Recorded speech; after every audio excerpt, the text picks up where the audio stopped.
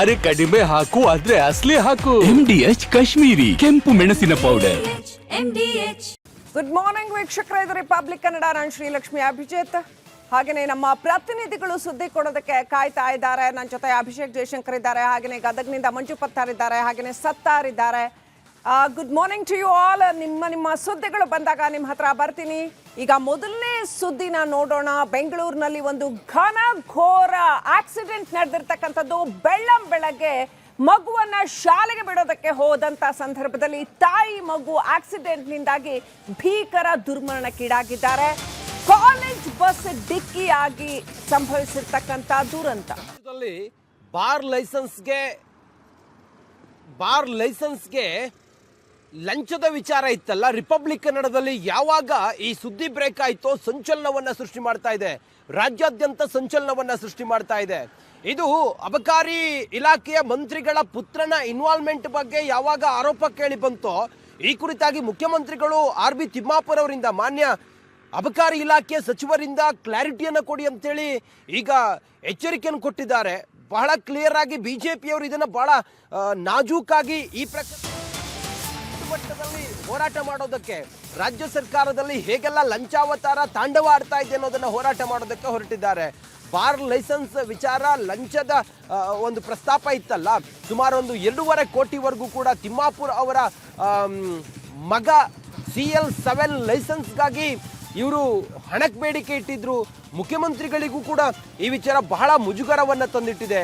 ತಿಮ್ಮಾಪುರ್ ಅವರಿಗೆ, ಮಾನ್ಯ ಮಂತ್ರಿಗಳಿಗೆ ಇದರಿಂದ ಹಣ ಸಂದಾಯ ಆಗತ್ತೆ ಅಂತ ಹೇಳಿ ಎಲ್ಲ ಅಧಿಕಾರಿ ಹೇಳಿದಂಥ ಆಡಿಯೋ ಕೂಡ ರಿಪಬ್ಲಿಕ್ ಕನ್ನಡದಲ್ಲಿ ಯಾವಾಗ ಬ್ಲಾಸ್ಟ್ ಆಯಿತು, ರಾಜ್ಯಾದ್ಯಂತ ಇದು ಸಂಚಲನಕ್ಕೆ ಕಾರಣ ಆಗ್ತಾ ಇದೆ.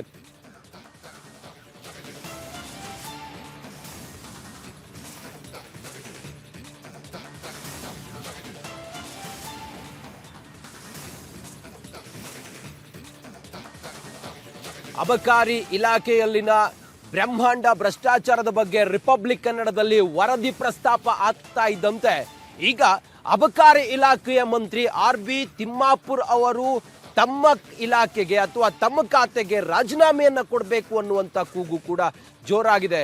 ಇದರ ನಡುವೆ ರಾಜ್ಯದ ಮುಖ್ಯಮಂತ್ರಿ CM ಸಿದ್ದರಾಮಯ್ಯನವರು ತಿಮ್ಮಾಪುರ್ ಅವರಿಗೆ ಎಚ್ಚರಿಕೆಯನ್ನು ಕೊಟ್ಟಿದ್ದಾರೆ.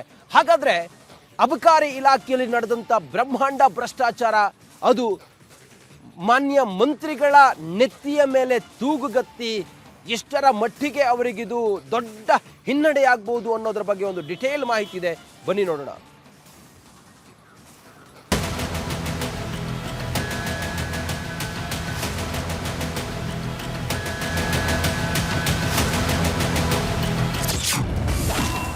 ಅಬಕಾರಿ ಮಂತ್ರಿ ಪುತ್ರನಿಂದ ಹಣಕ್ಕೆ ಬೇಡಿಕೆ. ಆಡಿಯೋ ಕೇಸ್ CM ಆಫೀಸ್ ಬಾಗಿಲಿಗೆ. ಅಬಕಾರಿ ಸಚಿವ ಆರ್ ಬಿ ತಿಮ್ಮಾಪುರ್ಗೆ ರಾಜಕೀಯವಾಗಿ ದೊಡ್ಡ ಸಂಕಷ್ಟ ಎದುರಾಗುವ ಲಕ್ಷಣಗಳು ಕೂಡ ಕಾಣ್ತಿವೆ. ಅಬಕಾರಿ ಇಲಾಖೆಯಲ್ಲಿ CL7 ಲೈಸೆನ್ಸ್ ಮಂಜೂರಿಗೆ ಹಣಕ್ಕೆ ಬೇಡಿಕೆ ಇಟ್ಟಿದ್ದಾರೆ ಎನ್ನಲಾಗಿದ್ದಂತಹ ಆಡಿಯೋ ಸಂಭಾಷಣೆ ವೈರಲ್ ಆಗಿದ್ದು, ಸಚಿವರು, ಅವರ ಪುತ್ರ ಹಾಗೂ ಕೆಲವೊಂದಿಷ್ಟು ಅಧಿಕಾರಿಗಳು ಅಕ್ರಮದಲ್ಲಿ ಭಾಗಿಯಾಗಿದ್ದಾರೆ ಎಂಬ ಗಂಭೀರ ಆರೋಪಗಳು ಕೂಡ ಕೇಳಿಬರ್ತಿವೆ. ಮಿನಿಸ್ಟರ್ಗೂ 1.5 ನಿಮಗೆ ಇರೋ ಫ್ಯಾಕ್ಟ್ಸ್ ಕೊಡಿ, ಏನು ನಡೀತಿದೆ ಅಂತ. ಏನೋ ಒಂದು 25 ಕಮ್ಮಿ ಮಾಡ್ಕೊತಾರೆ, ಆಯಿತು ಹಂಗೆ ಅಂತ ಅದನ್ನು ಅಡ್ಜಸ್ಟ್ ಮಾಡ್ಕೊಂಡು ಇದು ಇಲ್ಲಿಂದ ಎಲ್ಲೆಲ್ಲ ಹೋಗುತ್ತೆ ಅಂದರೆ ಇನ್ಸ್ಪೆಕ್ಟ್ರು, ಡೆಪ್ಟಿ, ಇಲ್ಲೇ ಆಫೀಸು, ರೆವಿನ್ಯೂ DC ಆಫೀಸು, ಅಲ್ಲಿಂದ ನಮ್ಮ ಕಮಿಷನ್ ಆಫೀಸಲ್ಲಿ 4 ಟೇಬಲ್ ಹೋಗುತ್ತೆ, ಮಿನಿಸ್ಟ್ರಿಗೆ ಹೋಗುತ್ತೆ, JC ಅಡಿಷನಲ್ ಕಮಿಷನರ್, 2 DC ಇದರಲ್ಲಿ ಅವರೇ ಇಶ್ಯೂ ಮಾಡ್ತಾರೆ. ಕಮಿಷನರ್ ಇಶ್ಯೂ ಮಾಡ್ಕೊಂಡಿರ್ತಾರೆ. ವಿಟಮಿನ್ M ಕೊಟ್ಟರೆ, ಇಲ್ಲ ಅಂದರೆ ಓಡಾಡಿಸ್ತಾರೆ.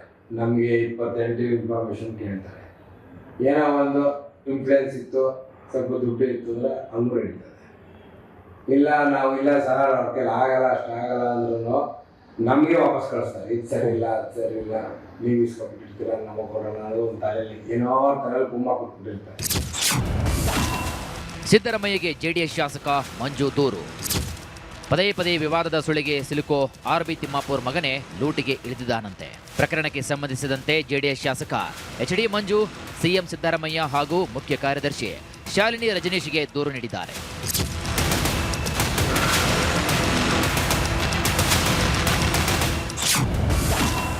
ತನಿಖೆ ಮಾಡಿಸ್ತೀರಾ? ಮಾಡಿಸಲಿ ಅಂತ ತಿಮ್ಮಾಪುರ್. ಅಂತ ತನಿಖೆ ಆಗಲಿ ನೋ ಕನ್ಸರ್ನ್ ನಥಿಂಗ್. ನನಗೆ ಆ ಫೈಲ್ ಬರಲ್ಲ. ತಿಮ್ಮಾಪುರ್ ಅದಕ್ಕೆ ಸೈನ್ ಮಾಡೋದಿಲ್ಲ. ಇದು ಅಧಿಕಾರಿಗಳ ಲೆವೆಲ್ದಲ್ಲಿನೇ ಪರ್ಮಿಷನ್ ಕೊಡ್ತಾರೆ. ರಿಪಬ್ಲಿಕ್ ಕನ್ನಡ ಪ್ರಶ್ನೆಗಳು. ತನಿಖೆಗೆ ಸಿದ್ಧ ಎಂದಿರುವ ತಿಮ್ಮಾಪುರ್ ಪಾರದರ್ಶಕ ತನಿಖೆಗೆ ಸಹಕರಿಸ್ತಾರಾ? ಅಧಿಕಾರದಲ್ಲಿದ್ದೇ ತನಿಖೆ ಎದುರಿಸಿದರೆ ಪ್ರಭಾವ ಬೀರಿದಂತಾಗಲ್ವಾ? ಅಧಿಕಾರಿಗಳ ಮಟ್ಟದಲ್ಲಿ ತನಿಖೆ ನಡೀತಿದ್ರು ಸಚಿವರು ಯಾಕೆ ಸುಮ್ಮನಿದ್ರು? ಲಂಚ ಕೇಸಲ್ಲಿ ಸಚಿವರ ಮಗನ ಹೆಸರು ತಳಕು. ಈ ಬಗ್ಗೆ ತನಿಖೆ ಆಗುತ್ತಾ? ಮಾಜಿ ಸಚಿವ ನಾಗೇಂದ್ರ ರೀತಿ ತಿಮ್ಮಾಪುರ್ ಮೇಲೆ ಸಿದ್ದು ಕ್ರಮ ತಗೊಳ್ತಾರಾ? ದೂರಿನಲ್ಲಿ ನೀಡಲಾದ ಆಡಿಯೋ ಬಗ್ಗೆ ಲೋಕಾಯುಕ್ತ ತನಿಖೆ ಮಾಡುತ್ತಾ? ಬಿಜೆಪಿ ಮಾಡಿರುವ ಆರೋಪಗಳಿಗೆ ಸರ್ಕಾರದ ಉತ್ತರವೇನು? ಭ್ರಷ್ಟಾಚಾರದ ಬಗ್ಗೆ ಬಿಜೆಪಿ ಆರೋಪಕ್ಕೆ ಆರ್ಬಿ ತಿಮ್ಮಾಪುರ್ ಸ್ಪಷ್ಟನೆ ಏನು? ಅಬಕಾರಿ ಇಲಾಖೆ ವಿರುದ್ಧ ಆರೋಪ ಕೇಳಿ ಬರ್ತಿರೋದು ಇದೇ ಮೊದಲೇನಲ್ಲ. ಈ ಹಿಂದೆಯೂ ಕೂಡ ಸಾಲು ಸಾಲು ಆರೋಪಗಳು ಕೂಡ ಕೇಳಿ ಬಂದಿವೆ. ಇದೀಗ ಆರ್ಬಿ ತಿಮ್ಮಾಪುರ್ ವಿರುದ್ಧ ಆರೋಪ ಕೇಳಿ ಬಂದಿದ್ದು ರಾಜೀನಾಮೆ ಕೊಟ್ಟು ತನಿಖೆ ಎದುರಿಸ್ತಾರಾ? ಕಾದು ನೋಡಬೇಕು. Bureau report, republic Kannada. ರಾಜ್ಯಾದ್ಯಂತ ಈಗ ಈ ಅಬಕಾರಿ ಇಲಾಖೆಯಲ್ಲಿ ನಡೆದಿರುವಂಥ ಬ್ರಹ್ಮಾಂಡ ಭ್ರಷ್ಟಾಚಾರ ರಿಪಬ್ಲಿಕ್ ಕನ್ನಡದಲ್ಲಿ ಯಾವಾಗ ಇದು ಸುದ್ದಿ ಎಕ್ಸ್ಪೋಸ್ ಆಯಿತು, ನಾವು ಆ ಆಡಿಯೋಗಳನ್ನು ಯಾವಾಗ ನಾವು ಎಕ್ಸ್ಪೋಸ್ ಮಾಡಿದ್ವೋ, ಎಕ್ಸ್ಕ್ಲೂಸಿವ್ ಆಗಿ ಬಿಟ್ವೋ, ಈಗ ರಾಜ್ಯ ಸರ್ಕಾರ ಇದನ್ನು ಬಹಳ ಗಂಭೀರವಾಗಿ ಪರಿಗಣಿಸಿದೆ. ಮುಖ್ಯಮಂತ್ರಿಗಳಿಗೆ ಬಹಳ ಇದು ಮುಜುಗರವನ್ನು ತಂದಿದೆ. ಹಾಗಾದರೆ ಇದು ಯಾವ ಸ್ವರೂಪಕ್ಕೆ ಹೋಗ್ಬೋದು ಅನ್ನೋದ್ರ ಬಗ್ಗೆ ನಮ್ಮ ಜೊತೆಯಲ್ಲಿ ನನ್ನ ಕಲೀಗ್ ಪೊಲಿಟಿಕಲ್ ರಿಪೋರ್ಟ್ ಅಭಿಷೇಕ್ ಇದ್ದಾರೆ. ಅಭಿಷೇಕ್ನ ಮಾತಾಡ್ತೀನಿ. ಅಭಿಷೇಕ್, ಇದು ಮುಖ್ಯಮಂತ್ರಿಗಳಿಗೆ ಬಹಳ ಮುಜುಗರ ತಂದಿದೆ. ಜೊತೆಗೆ ವಾಟ್ ನೆಕ್ಸ್ಟ್? ಈಗ ಕೆಲವು ಅಧಿಕಾರಿಗಳ ತಲೆದಂಡವೂ ಆಗಿದೆ. ತಿಮ್ಮಾಪುರ್ ಅವರ ಸುತ್ತ ಹೆಂಗೆ ಸುತ್ತಿಕೊಳ್ಳುತ್ತಿದ್ದು, ಇದು ಮುಂದೆ ಯಾವ ಸ್ವರೂಪಕ್ಕೆ ಹೋಗ್ಬೋದು? ತಾವೇನು ಎಕ್ಸ್ಪೆಕ್ಟ್ ಮಾಡ್ತಿದ್ದೀರಿ? ಏನು ಎದುರು ನೋಡ್ತಾ ಇದ್ದೀರಿ ಅಭಿಷೇಕ್? ಈಗ ಸರ್ಕಾರಕ್ಕೆ ಮೊದಲನೇ ಮುಜುಗರ ಅಂತೂ ಅಲ್ಲ. ಕಾರಣ ಯಾಕೆ ಅಂದ್ರೆ ಮೂಡ ಪ್ರಕರಣದಿಂದ ಆರಂಭ ಆಗುತ್ತೆ. ಸ್ವತಃ ಸಿದ್ದರಾಮಯ್ಯನವರು ಆ ಒಂದು ಬಲೆಯಲ್ಲಿ ಸಿಲುಕಿರ್ತಾರೆ. ಅದಾದ್ಮೇಲೆ ಮುಜುಗರ ತಪ್ಪಿಸ್ಕೊಳ್ಳೋದಕ್ಕೆ ಸೈಟ್ಗಳನ್ನು ವಾಪಸ್ ಕೊಡ್ತಾರೆ. ನಾಗೇಂದ್ರರವರ ವಿಚಾರದಲ್ಲೂ ಕೂಡ ಅಸೆಂಬ್ಲಿಯಲ್ಲಿ ಒಪ್ಕೊಳ್ತಾರೆ. ಇಲ್ಲೇ ನಡೆದಂತ ಅಸೆಂಬ್ಲಿಯಲ್ಲಿ ಹೌದು ತಪ್ಪಾಗಿದೆ, ಒಂದಿಷ್ಟು ಹಣವನ್ನ ವಾಪಸ್ ತರಿಸ್ತಾ ಇದ್ದೇವೆ, ಅದನ್ನ ಬೇರೆ ಬೇರೆ ರೀತಿ ಬಳಸಲಾಗಿತ್ತು, ಸಚಿವರ ತಲೆದಂಡ ಆಯಿತು. ಮತ್ತೊಂದು ಕಡೆಗೆ ಆರ್ಥಿಕ ವಿಚಾರದಲ್ಲಿ ಸರ್ಕಾರಕ್ಕೆ ರಾಯರೆಡ್ಡಿರವರು ಕೂಡ ಹೇಳಿದ್ರು ಅಧಿಕಾರಿಗಳ ವಲಯದಲ್ಲಿ ಭ್ರಷ್ಟಾಚಾರ ಆಗ್ತಿದೆ ಅಂತ. ತಿಮ್ಮಾಪುರರವರು ಪದೇ ಪದೇ ಪದೇ ಪದೇ ಇಂತಹ ವಿಚಾರಗಳಲ್ಲಿ ಸಿಲುಕ್ತಾ ಇರ್ತಾರೆ. ಆದ್ರೆ ಈ ಬಾರಿ ತಿಮ್ಮಾಪುರ ಅಲ್ಲ, ತಿಮ್ಮಾಪುರರವರ ಮಗನ ಹೆಸರು ತಳಕಾಕೊಂಡಿರುವಂತದ್ದು. ಅಧಿಕಾರಿಗಳ ಜೊತೆ ಮಾತನಾಡಿರುವಂತ ಆಡಿಯೋದಲ್ಲಿ ತಿಮ್ಮಾಪುರರವರ ಮಗನ ಹೆಸರು ನಾವು ಗಮನಿಸ್ತಾ ಇರೋದ್ರಿಂದ ಇಲ್ಲಿ ಖಂಡಿತವಾಗಿಯೂ ತಂದೆಯ ಸಮಕ್ಷಮ ಇಲ್ಲದೆ, ಹಸ್ತಕ್ಷೇಪ ಇಲ್ಲದೆ ಯಾವುದೇ ಕಾರಣಕ್ಕೂ ಆರ್ಬಿ ತಿಮ್ಮಾಪುರರವರ ಮಗನಿಗೆ ಇಷ್ಟು ಪವರ್ ಸಿಗ್ತಾ ಇರಲಿಲ್ಲ. ತಿಮ್ಮಾಪುರರವರ ಮಗನ ಮಾತನ್ನ ಕೇಳಿರುವಂತಹ ಅಧಿಕಾರಿಗಳ ಲಿಸ್ಟ್ ಏನಿದೆ ಈಗ ಸರ್ಕಾರಕ್ಕೆ ಹೋಗಿರುವಂತದ್ದು. ಮತ್ತೊಂದು ತಲೆದಂಡ ಆಗಬೇಕು ಅಂತ ಬಿಜೆಪಿ ವಿರೋಧ ಪಕ್ಷದಲ್ಲಿ ಕೂತ್ಕೊಂಡಿರೋದು ಕೇಳೋದ್ರಲ್ಲಿ ಖಂಡಿತವಾಗಿಯೂ ಅರ್ಥ ಇದೆ. ತಿಮ್ಮಾಪುರರವರು ಒಂದು ಹೆಜ್ಜೆ ಮುಂದಕ್ಕೆ ಹೋಗಿ ಕೇವಲ ಈ ಒಂದು ಇಲಾಖೆಯಲ್ಲ, ಬದಲಾಗಿ ಎಲ್ಲ ಇಲಾಖೆಗಳಲ್ಲೂ ಈ ರೀತಿ ಇದೆ ಅಂತ ಹೇಳಿದಾಗ ಇಡೀ ಸರ್ಕಾರದಲ್ಲಿರುವಂತಹ ಆಡಳಿತ ವರ್ಗ ಆಗಿರ್ಬೋದು, ರಾಜಕಾರಣಿಗಳು ಭ್ರಷ್ಟಾಚಾರದಲ್ಲಿ ಮುಳುಗಿದ್ದಾರೆ ಅನ್ನೊಂದು ಮಾತನ್ನ ತಿಮ್ಮಾಪುರರವರು ಹೇಳಿರೋದ್ರಿಂದ ಅವರ ಮಗನ ಹೆಸರು ಇಲ್ಲಿ ತಳಕು ಹಾಕೊಂಡಿರೋದ್ರಿಂದ ಯಾವುದೇ ತನಿಖೆಗೆ ಸಿದ್ಧರಾಗಿದ್ದಾರಾ? ಒಂದು ವೇಳೆ ತನಿಖೆಗೆ ಸಿದ್ಧರಾಗಿದ್ರೆ ಇದನ್ನ ಅವರು ಸಚಿವ ಸ್ಥಾನದಿಂದ ಕೆಳಗಿಳಿದು ಆ ತನಿಖೆಯನ್ನು ಎದುರಿಸಬೇಕಾಗುತ್ತೆ. ಯಾಕೆ? ಸಚಿವರಾಗಿರುವಂತವ್ರು ಯಾವುದೇ ವಿಚಾರದಲ್ಲೂ ಕೂಡ ಹಸ್ತಕ್ಷೇಪ ಮಾಡಬಹುದು, ಒಂದಿಷ್ಟು ಇಂಪ್ರೆಸ್ ಮಾಡಬಹುದು ಅಥವಾ ಪ್ರೆಸ್ ಆನ್ ದ ಫ್ಯಾಕ್ಟ್ ಮಾಡಬಹುದು. ಅದನ್ನ ಯಾವ ರೀತಿ ತಿರುಚಬೇಕು ಅಂತ ಆ ಕಾರಣದಿಂದ ರಾಜೀನಾಮೆಯನ್ನ ನೀಡಿ ಕ್ಲೀನ್ ಚಿಟ್ ಅನ್ನ ಪಡೆದು ಹೊರಗಡೆ ಬರ್ತಾರಾ ಅನ್ನೋದನ್ನ ಕಾದ್ ನೋಡ್ಬೇಕಾಗುತ್ತೆ. ರಂಜಿತ್, ಮತ್ತೊಂದು ಕಡೆಗೆ ಯಾವುದೇ ಕಾರಣಕ್ಕೂ ಕೂಡ ಸಚಿವರ ಮಕ್ಕಳು, ಸಂಬಂಧಿಕರು, ಆಡಳಿತ ವರ್ಗದಲ್ಲಿರುವಂತಹ ಅಧಿಕಾರಿಗಳು ಅವರ ರಿಲೇಟಿವ್ಗಳೇ ಆಗಿರೋದ್ರಿಂದ, ಅವರ ರಿಂಗ್ ನಲ್ಲೇ ಇರೋದ್ರಿಂದ ಕಂಪ್ಲೀಟ್ ಆಗಿ ಸಿಸ್ಟಮ್ ಕ್ಲಿಯರ್ ಆಗಬೇಕು ಅನ್ನಂತ ಸಂದರ್ಭದಲ್ಲಿ ಪ್ರತಿಯೊಬ್ಬ ವ್ಯಕ್ತಿಯ ವಿರುದ್ಧ ಈ ಒಂದು ಯಾವುದೇ ನಿರ್ಲಕ್ಷ್ಯವನ್ನ ತೋರದೆ ವಿಚಾರಣೆಯನ್ನ, ತನಿಖೆಯನ್ನ ಮಾಡಬೇಕಾಗುತ್ತೆ. ಪ್ರತಿಯೊಬ್ಬ ಲೂಪ್ ನಲ್ಲಿರುವಂತಹ ವ್ಯಕ್ತಿಯನ್ನ ಜೈಲಿನ ಕಂಬಿಯ ಹಿಂದೆ ಕಳಿಸಿದಾಗ ಮಾತ್ರ ಈ ಒಂದು ಸಿಸ್ಟಮ್ ಕ್ಲಿಯರ್ ಆಗುತ್ತೆ. ಇದನ್ನೇ ಬಿಜೆಪಿ ಈಗ ಆಗ್ರಹಿಸ್ತಾ ಇರುವಂತದ್ದು. ಅಭಿಷೇಕ್, ಮತ್ತೊಂದು ವಿಚಾರ, ಇದೊಂದು ಪಾರದರ್ಶಕವಾದ ತನಿಖೆ ಆಗಬೇಕು ಅಂತೇಳಿ ಹೇಳಿದ್ರೆ ಬಿಜೆಪಿ ಅವರು ಹೇಳ್ತಿರೋದು ತಿಮ್ಮಾಪುರ್ ಅವರು ರಾಜೀನಾಮೆ ಕೊಡಬೇಕು ಅಂತೇಳಿ. ತಿಮ್ಮಾಪುರ್ ಅವರ ಪುತ್ರನ ಹೆಸರು ಕೂಡ ನೀವು ಹೇಳ್ದಂಗೆ ಇದರಲ್ಲಿ ತಳುಕು ಹಾಕೊಂಡಿರೋದ್ರಿಂದ ಆ ರೀತಿ ಪಾಸಿಬಿಲಿಟೀಸ್ ಇದೆಯಾ? ಮುಖ್ಯಮಂತ್ರಿಗಳು ಆ ರೀತಿ ರಿಸ್ಕ್ ತೆಗೆದುಕೊಳ್ಳೋದಕ್ಕೆ ಅವರು ತಯಾರಿದ್ದಾರಾ? ತಿಮ್ಮಾಪುರ್ ಅವರು ರಾಜೀನಾಮೆ ತೆಗೆದುಕೊಳ್ಳುವಂತ ಮನಸ್ಥಿತಿಯಲ್ಲಿ ಮುಖ್ಯಮಂತ್ರಿಗಳು ಇದ್ದಾರಾ?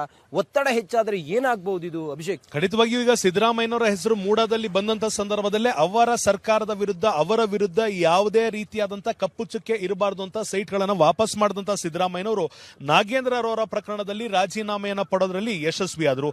ಈ ಸದ್ಯದ ಮಟ್ಟಿಗೆ ಸಿದ್ದರಾಮಯ್ಯ ಒಬ್ಬ ಯಾವುದೇ ಕಪ್ಪು ಚುಕ್ಕೆ ಇಲ್ಲದೆ ಆಡಳಿತವನ್ನ ನಡೆಸ್ತಾ ಇರುವಂತ ವ್ಯಕ್ತಿ ಅಥವಾ ರಾಜಕಾರಣಿ ಅನ್ನೋ ಒಂದು ದೂರಾಲೋಚನೆಯಿಂದ ಅವರು ಈ ಆರ್ಬಿ ಬಿ ತಿಮ್ಮಾಪುರರವರ ರಾಜೀನಾಮೆಯನ್ನ ಕೂಡ ಪಡೆಯುವಂತ ಸಾಧ್ಯತೆ ಇದೆ. ಯಾಕೆಂದ್ರೆ ಪುರಾವೆ ಸಮೇತ ಆಡಿಯೋ ಸಮೇತ ಸಿಕ್ಕಿರೋದ್ರಿಂದ ತಿಮ್ಮಾಪುರರವರ ಮಗನ ಹೆಸರು ತಳ್ಕಾಕೊಂಡಿರೋದ್ರಿಂದ ಸರ್ಕಾರಕ್ಕೆ ಯಾವುದೇ ಕಪ್ಪು ಚುಕ್ಕೆ ಆಗಬಾರ್ದು. ಒಂದು ವೇಳೆ ಸಿದ್ದರಾಮಯ್ಯನವರ ನೇತೃತ್ವದಲ್ಲಿ ನಡೀತಾ ಇರುವಂತಹ ಸರ್ಕಾರದ ಮೇಲೆ ಯಾವುದಾದ್ರೂ ಕಪ್ಪು ಚುಕ್ಕೆ ಬಂದ್ರೆ ಅವರು ಸಿಎಂ ಕುರ್ಚಿಯಲ್ಲಿ ಮುಂದುವರಿಯೋದಕ್ಕೆ ಸಮಸ್ಯೆ ಆಗಬಹುದು. ಇದನ್ನ ಡಿ.ಕೆ. ಶಿವಕುಮಾರ್ ಅವರ ಬಣ ಇದರಲ್ಲಿ ಪ್ಲಸ್ ಪಾಯಿಂಟ್ ತೆಗೆದುಕೊಳ್ಳಬಹುದು. ಈ ಕಾರಣದಿಂದ ಆರ್.ಬಿ. ತಿಮ್ಮಾಪುರರವರ ರಾಜೀನಾಮೆಯನ್ನ ಪಡೆಯುವಂತ ಬಹುತೇಕ ಸಾಧ್ಯತೆ ಇರುತ್ತದೆ. Thank you so much Abhishek.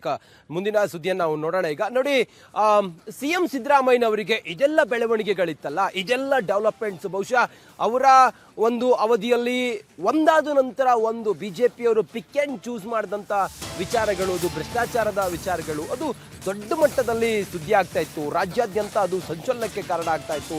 ಈಗ ತಿಮ್ಮಾಪುರ ಅವರ ವಿಚಾರದಲ್ಲೂ ಕೂಡ ರೆಡ್ ಹ್ಯಾಂಡ್ ಆಗಿ ಲೋಕಾಯುಕ್ತ ಬಲೆಗೆ ತಿಮ್ಮಾಪುರ ಅವರ ಇಲಾಖೆಯ ಅಧಿಕಾರಿಗಳು ಬಿದ್ದಿರೋದ್ರಿಂದಾಗಿ ಮುಖ್ಯಮಂತ್ರಿಗಳಿಗೆ ಈಗ ಏನು ಮಾಡೋದು, ವಾಟ್ ನೆಕ್ಸ್ಟ್ ಅನ್ನೋದ್ರ ಬಗ್ಗೆ ಖಂಡಿತವಾಗ್ಲೂ ಕೂಡ ಟೆನ್ಷನ್ ಇದೆ. ಮುಖ್ಯಮಂತ್ರಿಗಳು ಇದನ್ನ ಹೇಗೆಲ್ಲ ನಿಭಾಯಿಸ್ತಾರೆ ಅನ್ನೋದ್ರ ಬಗ್ಗೆ ಒಂದಿಷ್ಟು ಕುತೂಹಲವೂ ಕೂಡ ಇದೆ. ರಿಪಬ್ಲಿಕ್ ಕನ್ನಡ ಎಳೆಯಾಗಿ ಈ ತಿಮ್ಮಾಪುರ ಅವರ ಇಲಾಖೆಯಲ್ಲಿ ನಡೆದಂಥ, ಅಬಕಾರಿ ಇಲಾಖೆಯಲ್ಲಿ ನಡೆದಂಥ ಬ್ರಹ್ಮಾಂಡ ಭ್ರಷ್ಟಾಚಾರದ ಬಗ್ಗೆ ನಾವು ಎಳೆಯಾಗಿ ಜನರ ಮುಂದೆ ತೆರೆದಿಡ್ತಾ ಬಂದ್ವಿ. ಏನಾಗಿತ್ತು ಅನ್ನೋದ್ರ ಬಗ್ಗೆ ನಾವು ತಿಳಿಸಿದ್ವಿ. ಹಾಗೆ ಹೇಗೆಲ್ಲ ಇವರು ಈ ಡೀಲ್ ಮಾಡ್ತಾ ಇದ್ರು ಅನ್ನೋದ್ರ ಬಗ್ಗೆ ತಿಳಿಸಿದ್ವಿ. ಈಗ ಮುಖ್ಯಮಂತ್ರಿಗಳು ಕೂಡ ಇದನ್ನು ಗಂಭೀರವಾಗಿ ಪರಿಗಣಿಸಿದ್ದಾರೆ. ಅವರಿಗೂ ಕೂಡ ಇದು ಭಾರಿ ಟೆನ್ಷನ್ ತಂದಿದೆ. ಇದು ಯಾವ ಸ್ವರೂಪಕ್ಕೆ ಹೋಗುತ್ತೆ ಅನ್ನೋದ್ರ ಬಗ್ಗೆಯೂ ಕೂಡ ಒಂದಿಷ್ಟು ಲೆಕ್ಕಾಚಾರಗಳು ನಡೀತಾ ಇದ್ದಾವೆ. ಇನ್ನು ಈ ಬ್ರಹ್ಮಾಂಡ ಭ್ರಷ್ಟಾಚಾರದ ಬಗ್ಗೆ ಯಾರ್ಯಾರು ಏನೇನು ಹೇಳಿದ್ದಾರೆ, ಈಗ ಇದು ಯಾರ ಕೊರಳಿಗೆ ಸುತ್ತುಕೊಳ್ಬಹುದು, ಬಿಜೆಪಿಯವರು ಏನು ಹೇಳ್ತಾ ಇದ್ದಾರೆ, ಇದೆಲ್ಲದರ ಕುರಿತಾಗಿ ಒಂದು ಡಿಟೇಲ್ ವರದಿಯನ್ನ ನೋಡೋಣ ಬನ್ನಿ.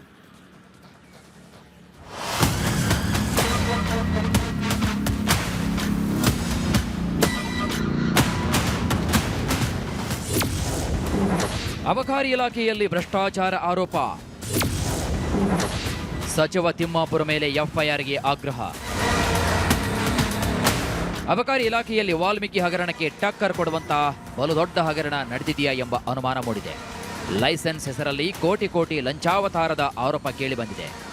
ನಿಮ್ಮ ರಿಪಬ್ಲಿಕ್ ಕನ್ನಡ ರಾಜ್ಯದ ಬಹುದೊಡ್ಡ ಹಗರಣದ ಅಸಲಿ ಕಹಾನಿ ತೆರೆದಿಟ್ಟಿದೆ.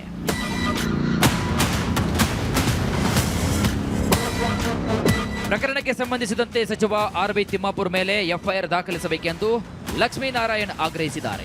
ಈ ಕುರಿತು ಲೋಕಾಯುಕ್ತ ಪೊಲೀಸರಿಗೆ ದೂರು ನೀಡಿದ್ದೇವೆ ಎಂದಿದ್ದಾರೆ. ಡಿಸಿನ ಅರೆಸ್ಟ್ ಮಾಡಿದ್ದಾರೆ, ಸೂಪರಿಂಟೆಂಡೆಂಟ್ ಅರೆಸ್ಟ್ ಮಾಡಿದ್ದಾರೆ, ಒಬ್ಬ ಕಾನ್ಸ್ಟೇಬಲ್ ಅರೆಸ್ಟ್ ಮಾಡಿದ್ದಾರೆ. ಇವರೆಲ್ಲ ಎಕ್ಕಚ್ಚಿತ್ತು. ಈಗ ಡಿಸಿ ಇದರಲ್ಲಿ ಅವರು ಡಿಸಿನೇ ಹೇಳಿದ್ದಾರೆ, ಸೂಪರಿಂಟೆಂಡೆಂಟ್ ಹೇಳಿದ್ದಾರೆ, ಮಾನ್ಯ ಮಂತ್ರಿಗಳಿಗೆ ಹೋಗುತ್ತೆ, ಮಾನ್ಯ ಮಂತ್ರಿಗಳು ಕ್ಲಿಯರ್ ಮಾಡಬೇಕು ಅಂತೇಳಿ, ಅರ್ಬನ್ ಡಿಸಿಗೆ ಹೋಗುತ್ತೆ, ಅರ್ಬನ್ ಡಿಸಿ ಕ್ಲಿಯರ್ ಮಾಡಬೇಕು ಅಂತೇಳಿ ಇವ್ರ ಮೇಲೆಲ್ಲ ಎಫ್ಐಆರ್ ಮಾಡಬೇಕು, ಇವ್ರ ಮೇಲೆಲ್ಲ ಆಕ್ಷನ್ ತಗೋಬೇಕು. ಈಗ ಸಣ್ಣ ಪುಟ್ಟ ಇವ್ರ ಮೇಲೆ ಮಾಡಿ ಆಕ್ಷನ್ ತಗೊಳ್ಳೋದಲ್ಲ. ಈಗ ಅಲಿಗೇಷನ್ ಇರೋದು ಅವ್ರದ್ದೇ ಸಬಾರ್ಡಿನೇಟ್ಸು, ಅವರು ಕೊಲೀಗ್ಸ್ ಎಲ್ಲ ಹೇಳಿರೋದು ಪ್ರಕಾರ, ಅವರು ರೀಡಿಂಗ್ಸ್ ಪ್ರಕಾರ ಅವರು ಏನು ಹೇಳಿದ್ದಾರೆ, ರೀಡಿಂಗ್ ಇದೆ, ಇವೆಲ್ಲ ಮಾತಾಡಿದ್ದಾರೆ. ಅದ್ರ ಪ್ರಕಾರ ತಿಮ್ಮಾಪುರ ಅವರು ಮಾನ್ಯ ಅಬಕಾರಿ ಮಂತ್ರಿ ಮೇಲೆ ಎಫ್ಐಆರ್ ಮಾಡಬೇಕು. ಈಗ ಇಮಿಡಿಯೇಟ್ ಅವರು ರಿಸೈನ್ ಮಾಡಬೇಕು. ಉಪ್ಪು ತಿಂದವರು ನೀರು ಕುಡಿಯಲೇಬೇಕು. ಅಬಕಾರಿ ಸಚಿವ ಆರ್.ಬಿ. ತಿಮ್ಮಾಪುರ ಇಲಾಖೆಯಲ್ಲಿ ಬೃಹತ್ ಹಗರಣ ಆರೋಪದ ಬಗ್ಗೆ ಸಿಎಂ ಪ್ರತಿಕ್ರಿಯೆ ನೀಡಿದ್ದು, ಉಪ್ಪು ತಿಂದವರು ನೀರು ಕುಡಿತಾರೆ ಅಂತ ಮಾರ್ಮಿಕವಾಗಿ ಮಾತನಾಡಿದ್ದಾರೆ. ಈಗ ಯಾರು ಉಪ್ಪು ತಿಂತಾರೆ ಅವ್ರ ಮೇಲೆ ಕ್ರಮ ತಗೊಳ್ಳಿ. ನಾವು ಅದ್ರ ಮೇಲೆ ಅದಕ್ಕೆ ಅಡ್ಡಿ ಬರಲ್ಲ.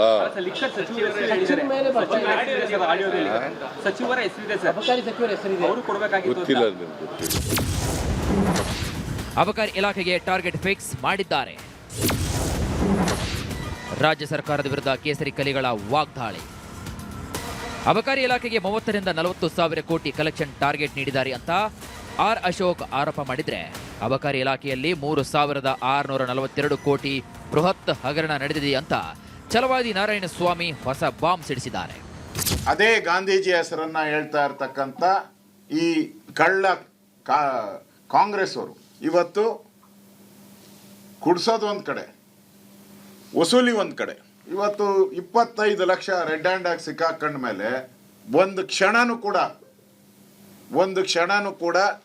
ತಿಮ್ಮಾಪುರೆ ಅವರು ಅಬಕಾರಿ ಮಂತ್ರಿ ಅಧಿಕಾರದಲ್ಲಿ ಇರಬಾರ್ದು, ರಾಜೀನಾಮೆ ಕೊಡಬೇಕು. ಅವ್ರು ರಾಜೀನಾಮೆ ಪಡೆದಿಲ್ಲ ಅಂದ್ರೆ ಇದರ ಪಾಲು ಮುಖ್ಯಮಂತ್ರಿಗೆ 80% ಹೋಗ್ತೈತೆ ಅಂತ ನಾವು ತಿಳ್ಕೊಂಡಿದ್ವಿ. 80% ಹೋಗ್ತೈತೆ ಅಂತ. 3,642 ಕೋಟಿ ರೂಪಾಯಿಗಳು 3,642 ಕೋಟಿ ರೂಪಾಯಿಗಳು ಅಬಕಾರಿ ಇಲಾಖೆಯಲ್ಲಿ ಭ್ರಷ್ಟಾಚಾರ ಈಗ ನಡೆದಿದೆ. ಅವರು ಟೋಟಲ್ ಹೇಳಲಿಲ್ಲ, ಕಲೆಕ್ಟ್ ಮಾಡಿ ಬಿಡಿಯಾಗಿ ಹೇಳಿದ್ರು. ಲಂಚ ಕಲೆಕ್ಟ್ ಅಷ್ಟೇ. ಎಷ್ಟು ಕಲೆಕ್ಟ್ ಮಾಡ್ತಾರಂದ್ರೆ 3,642 ಇದು ಫ್ರೆಶ್ ಆಗಿ ಕೊಡ್ತಕ್ಕಂಥ ಲೈಸೆನ್ಸ್ಗಳಿಗೆ. ಅಬಕಾರಿ ಇಲಾಖೆಯಲ್ಲಿ ಬ್ರಹ್ಮಾಂಡ ಭ್ರಷ್ಟಾಚಾರದ ಆರೋಪ ಕೇಳಿ ಬಂದಿದ್ದು ಬಿಜೆಪಿಗೆ ಮತ್ತೊಂದು ಬ್ರಹ್ಮಾಸ್ತ್ರ ಸಿಕ್ಕಂತಾಗಿದೆ. ಈ ವಿಚಾರದಲ್ಲಿ ಸರ್ಕಾರ ಯಾವ ಕ್ರಮವನ್ನು ಕೈಗೊಳ್ಳುತ್ತೋ ಕಾದು ನೋಡಬೇಕು. Bureau report, republic Kannada. ಬಳಿಕ ಮತ್ತೆ ಸ್ವಾಗತ. ಶಿಡ್ಲಘಟ್ಟದ ಪೌರಾಯುಕ್ತೆ ಅಮೃತ ಗೌಡಗೆ ಧಮಕಿ ಹಾಕಿದ ಪ್ರಕರಣದಲ್ಲಿ ರಾಜೀವ್ ಗೌಡ ಮೇಲೆ 2 FIR ದಾಖಲಾಗಿದೆ. ರಾಜೀವ್ ಗೌಡ ಅವರ ಬಂಧನಕ್ಕೆ ಪೊಲೀಸರು ಬಲೆ ಬೀಸಿದ್ದಾರೆ. ಆದರೆ ರಾಜೀವ್ ಗೌಡ ನಾಪತ್ತೆ ಆಗಿದ್ದಾರೆ, ಅಬ್ಸ್ಕಾಂಡ್ ಆಗಿದ್ದಾರೆ. ಹಾಗಾದ್ರೆ ರಾಜೀವ್ ಗೌಡ ಅವರನ್ನ ಯಾಕೆ ಹಿಡಿಯೋದಕ್ಕೆ, ಬಂಧನ ಮಾಡೋದಕ್ಕೆ ಮೀನಾಮೇಷ ಎಣಿಸ್ತಾ ಇದ್ದೀರಾ? ರಾಜೀವ್ ಗೌಡ ಅವರನ್ನ ರಕ್ಷಣೆ ಮಾಡ್ತಿರೋರು ಯಾರು? ಈ ಕುರಿತಾಗಿ ಒಂದು ಡಿಟೇಲ್ ಮಾಹಿತಿ ಇಲ್ಲಿದೆ ನೋಡಿ.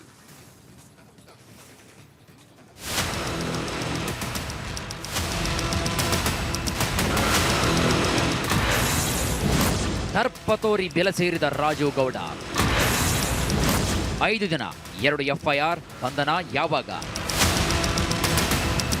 ಪೌರಾಯುಕ್ತೆ ಅಮೃತ ಗೌಡಗೆ ರಾಜೀವ್ ಗೌಡ ಧಮಕಿ ಕೇಸಿನಲ್ಲಿ FIR ಆಗಿ 5 ದಿನ ಕಳೆದರೂ ಇನ್ನೂ ಮಾತ್ರ ಬಂಧನವಾಗಿಲ್ಲ.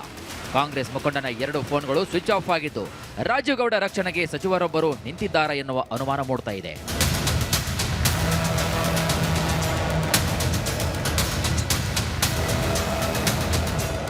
ಎಸ್, ಶಿಡ್ಲಘಟ್ಟದಲ್ಲಿ ಬ್ಯಾನರ್ ವಿಚಾರಕ್ಕೆ ಪೌರಾಯುಕ್ತೆಗೆ ಧಮಕಿ ಹಾಕಿದ್ದು ತೀವ್ರ ಆಕ್ರೋಶಕ್ಕೆ ಕಾರಣವಾಗಿದೆ. ಅಮೃತ ಗೌಡಗೆ ಧಮಕಿ ಹಾಕಿದ ಕಾಂಗ್ರೆಸ್ ನಾಯಕ ರಾಜೀವ್ ಗೌಡ ಬಂಧನಕ್ಕೆ ಆಗ್ರಹಿಸಲಾಗ್ತಾ ಇದೆ. ಧಮಕಿ ವೀರನಿಗೆ ಶ್ರೀರಕ್ಷೆ. ಅಧಿಕಾರಿಗೆ ಧಮಕಿ ಹಾಕಿದ ರಾಜೀವ್ ಗೌಡ ಬಂಧನ ಯಾವಾಗ? 2 FIR ದಾಖಲಾದರೂ ಬಂಧನಕ್ಕೆ ಮೀನಾಮೇಷ ಯಾಕೆ ಎಂಬ ಪ್ರಶ್ನೆ ಮೂಡ್ತಾ ಇದೆ. ನಿಜಕ್ಕೂ ಕಾಂಗ್ರೆಸ್ ಮುಖಂಡ ರಾಜೀವ್ ಗೌಡ ತಲೆಮರೆಸಿಕೊಂಡ್ರ ಅನ್ನೋ ಅನುಮಾನ ಶುರುವಾಗಿದೆ. ರಾಜೀವ್ ಗೌಡಗೆ ಆಹಾರ ಸಚಿವ KH ಮುನಿಯಪ್ಪ ಶ್ರೀರಕ್ಷೆ ಇದೆ ಎನ್ನಲಾಗ್ತಿದೆ. ಸಚಿವರ ಮೂಲಕ ಬಂಧನ ಮಾಡದಂತೆ ಒತ್ತಡ ಹೇರಲಾಗ್ತಾ ಇದೆಯಾ ಅನ್ನೋ ಅನುಮಾನ ಮೂಡಿದೆ. ಇನ್ನು ರಾಜೀವ್ ವಿರುದ್ಧ ಶಿಸ್ತು ಕ್ರಮಕ್ಕೆ ಸ್ವಪಕ್ಷದಲ್ಲೇ ಒತ್ತಡ ಹೇರ್ತಿದ್ದಾರಂತೆ. ಪಕ್ಷದಿಂದ ಕಿಕ್ ಔಟ್ ಮಾಡುವಂತೆ ಸ್ವಪಕ್ಷೀಯರೇ ಆಗ್ರಹಿಸುತ್ತಿದ್ದಾರೆ. ಮಹಿಳೆಗೆ ಧಮಕಿ ಹಾಕಿದವನನ್ನ ಪಕ್ಷದಲ್ಲಿ ಇಟ್ಟುಕೊಂಡಿರೋದಾದ್ರೂ ಯಾಕೆ? ಇಂಥ ನಾಯಕರಿಗೆ ಕಾಂಗ್ರೆಸ್ ನಾಯಕರ ಶ್ರೀರಕ್ಷೆ ಇದೆಯಾ ಅನ್ನೋ ಅನುಮಾನ ಮೂಡ್ತಾ ಇದೆ.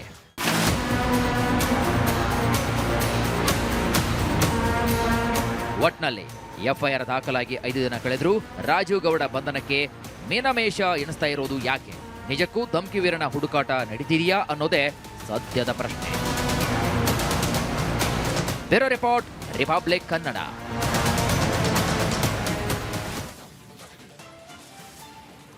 ಹೆಚ್ಚಿನ ಮಾಹಿತಿಯೊಂದಿಗೆ ನಮ್ಮ ಪ್ರತಿನಿಧಿ ಕ್ರೈಮ್ ರಿಪೋರ್ಟರ್ ಅಭಿಷೇಕ್ ಜಯಶಂಕರ್ ಈಗ ನೇರ ಸಂಪರ್ಕದಲ್ಲಿ ಜಾಯ್ನ್ ಆಗಿದ್ದಾರೆ. ಅಭಿಷೇಕ್, ಎಲ್ರಿಗೂ ಇಂಥ ಸಂಶಯ ಬರೋದು ಸಹಜ. ಯಾಕಂತ ಹೇಳಿದ್ರೆ ಕಾಂಗ್ರೆಸ್ನ ಮುಖಂಡ ರಾಜೀವ್ ಗೌಡ 2 FIR ದಾಖಲಾಗಿದೆ, 6 ದಿನ ಆಗಿದೆ ಪ್ರಕರಣ ದಾಖಲಾಗಿ. ಎಲ್ಲಿ ಹೋಗಿದ್ದಾರೆ ಅಂತ ಯಾರಾದರೂ ರಕ್ಷಣೆ ಮಾಡ್ತಿದ್ದಾರಾ ರಾಜೀವ್ ಗೌಡರನ್ನ? ಏನಾದರೂ ರಾಜ್ಯ ಬಿಟ್ಟು ಬೇರೆ ಕಡೆ ಏನಾದರೂ ಅವರು ಅಬ್ಸ್ಕಾಂಡ್ ಆಗಿದ್ದಾರಾ? ಏನಾದರೂ ಪೊಲೀಸರಿಗೆ ಮಾಹಿತಿ ಸಿಕ್ಕಿದ್ಯಾ? ಏನಿದೆ ಅಭಿಷೇಕ್ ಇಲ್ಲಿವರೆಗೂ ಡೀಟೇಲ್ಸ್?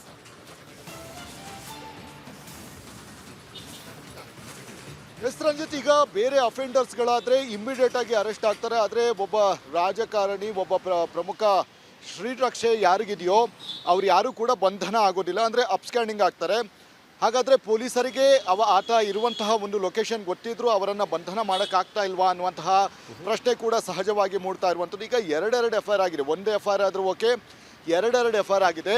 ಈಗ ಕೇವಲ ಒಂದು ಸರ್ಕಾರದ ಒಂದು ನಿಗಮ ಸಂಸ್ಥೆಗಳ ಸಿಬ್ಬಂದಿಗಳ ಮೇಲೆ ಹಲ್ಲೆಯನ್ನು ಅಥವಾ ಅವರಿಗೆ ಏನಾದರೂ ಧಮಕಿ ಹಾಕಿದಂತಹ ಸಂದರ್ಭದಲ್ಲಿ NBW ಇಶ್ಯೂ ಆಗುತ್ತೆ. ಆದರೆ ಇಲ್ಲಿ ಒಬ್ಬ ಗೌರ್ಮೆಂಟ್ ಸರ್ವೆಂಟ್ ಏನಿದ್ದಾರೆ ಅವರ ಮೇಲೆಯೇ ಡೈರೆಕ್ಟಾಗಿ ಅವಾಚ್ಯ ಶಬ್ದಗಳಿಂದ ನಿಂದನೆಯನ್ನು ಮಾಡುವಂತಹ ಒಂದು ಕೆಲಸಗಳು ಕೂಡ ಆಗ್ತಾ ಇದೆ. ಆದರೆ ಯಾಕೆ ಇಲ್ಲಿಯವರೆಗೂ ಬಂಧನ ಆಗಿಲ್ಲ ಅನ್ನುವಂತಹ ಈಗ ಪ್ರಶ್ನೆ ಸಹಜವಾಗಿಯೇ ಸಾರ್ವಜನಿಕರಲ್ಲಿ ಕೂಡ ಮೂಡಿರುವಂಥದ್ದು. ಈಗ ಸದ್ಯದ ಮಟ್ಟಿಗೆ ಈ ಒಂದು ವಿಶೇಷ ತಂಡವನ್ನು ರಚನೆ ಮಾಡಲಾಗಿದೆ ಮತ್ತು ಕೆಲವರು ಸಚಿವರುಗಳು ಏನಿದ್ದಾರೆ ಅವರೆಲ್ಲರೂ ಕೂಡ ಒಂದು ಆದಷ್ಟು ಬೇಗ ಅವರನ್ನು ಬಂಧನ ಮಾಡ್ತೀವಿ, 3 ವಿಶೇಷ ತಂಡವನ್ನು ಕೂಡ ರಚನೆ ಮಾಡ್ತೀವಿ ಅಂತ ಹೇಳಿ ಮೊನ್ನೆಯಿಂದಲೂ ಕೂಡ ಹೇಳ್ತಾ ಬಂದಿದ್ದಾರೆ. ಆದರೆ ಅದರ ಪ್ರೋಸೆಸ್ ಇಲ್ಲಿಯವರೆಗೂ ಕಾಣ್ತಾ ಇಲ್ಲ. ಅಂದರೆ ಯಾವುದೇ ರೀತಿಯಾದಂತಹ ಪ್ಲಸ್ ಆಗುವಂತಹ ಇನ್ವೆಸ್ಟಿಗೇಷನ್ ಇನ್ನೂ ಕೂಡ ಆಗಿಲ್ಲ ಅನ್ನುವಂಥದ್ದು ಈಗ ಪ್ರಶ್ನೆಯಾಗಿ ಮೂಡಿದೆ. ಈಗ ಸದ್ಯದ ಮಟ್ಟಿಗೆ ಅವರ ಲಾಸ್ಟ್ ಲೊಕೇಶನ್ಗಳನ್ನು ಕೂಡ ಟ್ರೇಸ್ ಮಾಡುವಂಥದ್ದು, ಅವರ ಮನೆಗೆ ಹೋಗಿ ನೋಟಿಸನ್ನು ನೀಡಿ ನೀವು ಪೊಲೀಸ್ ಠಾಣೆಗೆ ಹಾಜರಾಗಬೇಕು ಅಂತ ಹೇಳಿ ನೋಟಿಸನ್ನು ಕೂಡ ಕೊಡಲಾಯಿತು. ಆದರೆ ಇಲ್ಲಿಯವರೆಗೆ ಅವರು ಎಲ್ಲಿದ್ದಾರೆ ಅನ್ನುವಂತಹ ವಿಚಾರಗಳು ಕೂಡ ಇಲ್ಲಿಯವರೆಗೆ ಗೊತ್ತಿಲ್ಲ. ಯಾವತ್ತೂ ಅವರೊಂದು ಕ್ಷಮಾಪಣೆ ಒಂದು ವಿಡಿಯೋವನ್ನು ಮಾಡಿದ್ರು, ಅಂದಿನಿಂದಲೇ ಅವರು ನಾಪತ್ತೆಯಾಗಿದ್ದಾರೆ. ಯಾವಾಗ FIR ದಾಖಲಾಗುತ್ತೆ ಅನ್ನುವಂತಹ ಒಂದು ವಿಚಾರಗಳು ಗೊತ್ತಾಗುತ್ತೋ ಅಲ್ಲಿಂದ ಎಸ್ಕೇಪ್ ಆಗಿರುವಂಥದ್ದು. ಆದರೆ ಎಲ್ಲಿಗೆ ಎಸ್ಕೇಪ್ ಆಗಿದ್ದಾರೆ ಅನ್ನುವಂತಹ ವಿಚಾರ ಅವರ ಆಪ್ತ ವಲಯದಲ್ಲಿ ಕೂಡ ಇಲ್ಲ ಅಂತ ಹೇಳಿ ಪೊಲೀಸ್ ಮೂಲಗಳ ಮಾಹಿತಿ ಆಗಿರುವಂಥದ್ದು. ಹಾಗಾದರೆ ರಾಜೀವ್ ಗೌಡ ಎಲ್ಲಿದ್ದಾರೆ ಅನ್ನುವಂತಹ ಒಂದು ಪ್ರಶ್ನೆ ಈಗ ಮೂಡ್ತಾ ಇರುವಂಥದ್ದು. ಯಾಕಂದರೆ ಈ ರೀತಿ ಒಬ್ಬ ರಾಜಕಾರಣಿಯ ಮೇಲೆ FIR ಆದಂತಹ ಸಂದರ್ಭದಲ್ಲಿ ಆತನನ್ನು ಬಂಧನ ಮಾಡುವಂತಹ ಅವಶ್ಯಕತೆ ಇದ್ದಂತಹ ಸಂದರ್ಭದಲ್ಲಿ ಸಹಜವಾಗಿ ಅವರು ಎಸ್ಕೇಪ್ ಆಗ್ತಾರೆ. ಎಲ್ಲಿ ಹೋಗ್ತಾರೆ ಅನ್ನುವಂತಹ ವಿಚಾರಗಳು ಕೂಡ ಗೊತ್ತಿಲ್ಲ. ಇದೆಲ್ಲವೂ ಕೂಡ ನಮ್ಮ ಒಂದು ಪಾಯಿಂಟಲ್ಲಿ. ಆದರೆ ಇವರಿಗೆ ಹಿಂದೆ ಇದ್ದಂತಹ ವ್ಯಕ್ತಿಗಳು ಯಾರು, ಇವರ ರಕ್ಷಣೆ ಮಾಡುವಂತಹ ಅಧಿಕಾರದಲ್ಲಿರುವಂತಹ ವ್ಯಕ್ತಿ ಯಾರು ಅನ್ನುವಂಥದ್ದು ಕೂಡ ಇಲ್ಲಿ ಯಕ್ಷ ಪ್ರಶ್ನೆ ಆಗಿರುವಂಥದ್ದು. ಇಲ್ಲಿ ಅವರನ್ನು ಬಂಧನ ಮಾಡ್ತೀವಿ ಅಂತ ಹೇಳ್ತಾರೆ. ಆದರೆ ಅದೇ ಸರ್ಕಾರದ ಮತ್ತೊಬ್ಬ ಸಚಿವರೇನಿದ್ದಾರೆ ಅವರನ್ನು ಒಂದು ಸಾಫ್ಟ್ ಕಾರ್ನರ್ ಆಗಿ, ಅಂದರೆ ಈ ರೀತಿಯಾಗಿ ಮಾತನಾಡಲ್ಲ, ಆತ ಯಾಕೋ ಬಾಯಿ ತಪ್ಪಿ ಮಾತನಾಡಿದಾನೆ ಅನ್ನುವಂತಹ ರೀತಿಯಲ್ಲಿ ಅವರೊಂದು ಹೇಳಿಕೆಯನ್ನು ಕೂಡ ಕೊಟ್ಟಿದ್ರು. ಹೀಗಾಗಿ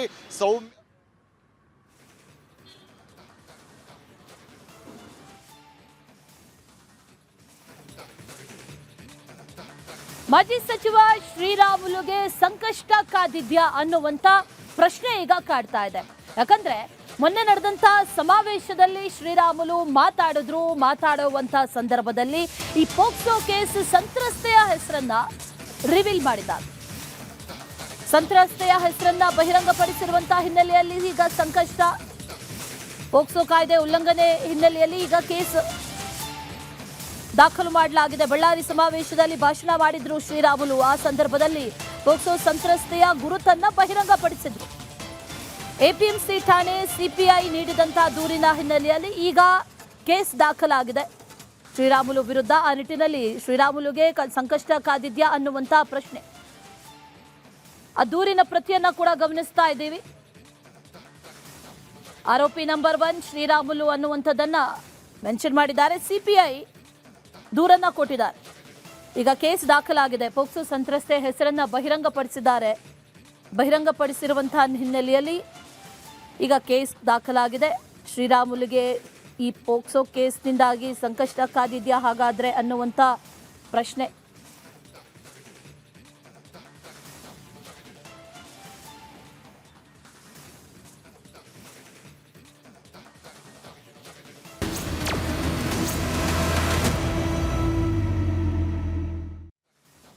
ಲಕ್ಕುಂಡಿಯಲ್ಲಿ ಉತ್ಖನನ ನಡೀತಾ ಇದೆ. ಈ ಉತ್ಖನನ ನಡೀತಾ ಇರುವಂತಹ ಸಂದರ್ಭದಲ್ಲಿ ಶಿವಲಿಂಗ ಒಂದು ಪತ್ತೆಯಾಗಿದೆ.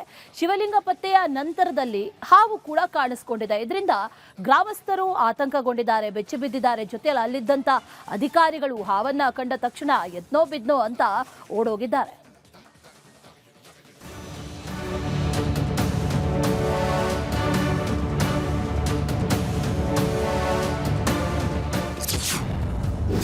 ಲಕ್ಕುಂಡಿ ಭೂಗರ್ಭದಲ್ಲಿ ಅಡಗಿದೆಯಾ ಅಗಾಧ ನಿಧಿ?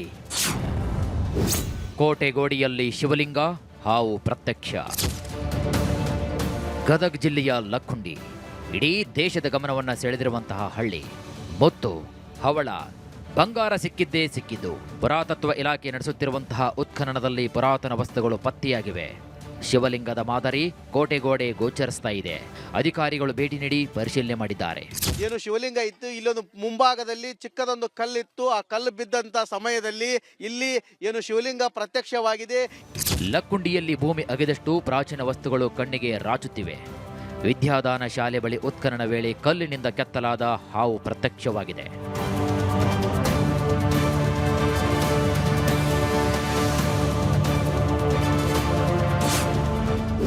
ಉತ್ಖನನ ಸ್ಥಳಕ್ಕೆ ಜಿಲ್ಲಾಧಿಕಾರಿ ದೌಡು ಪರಿಶೀಲನೆ.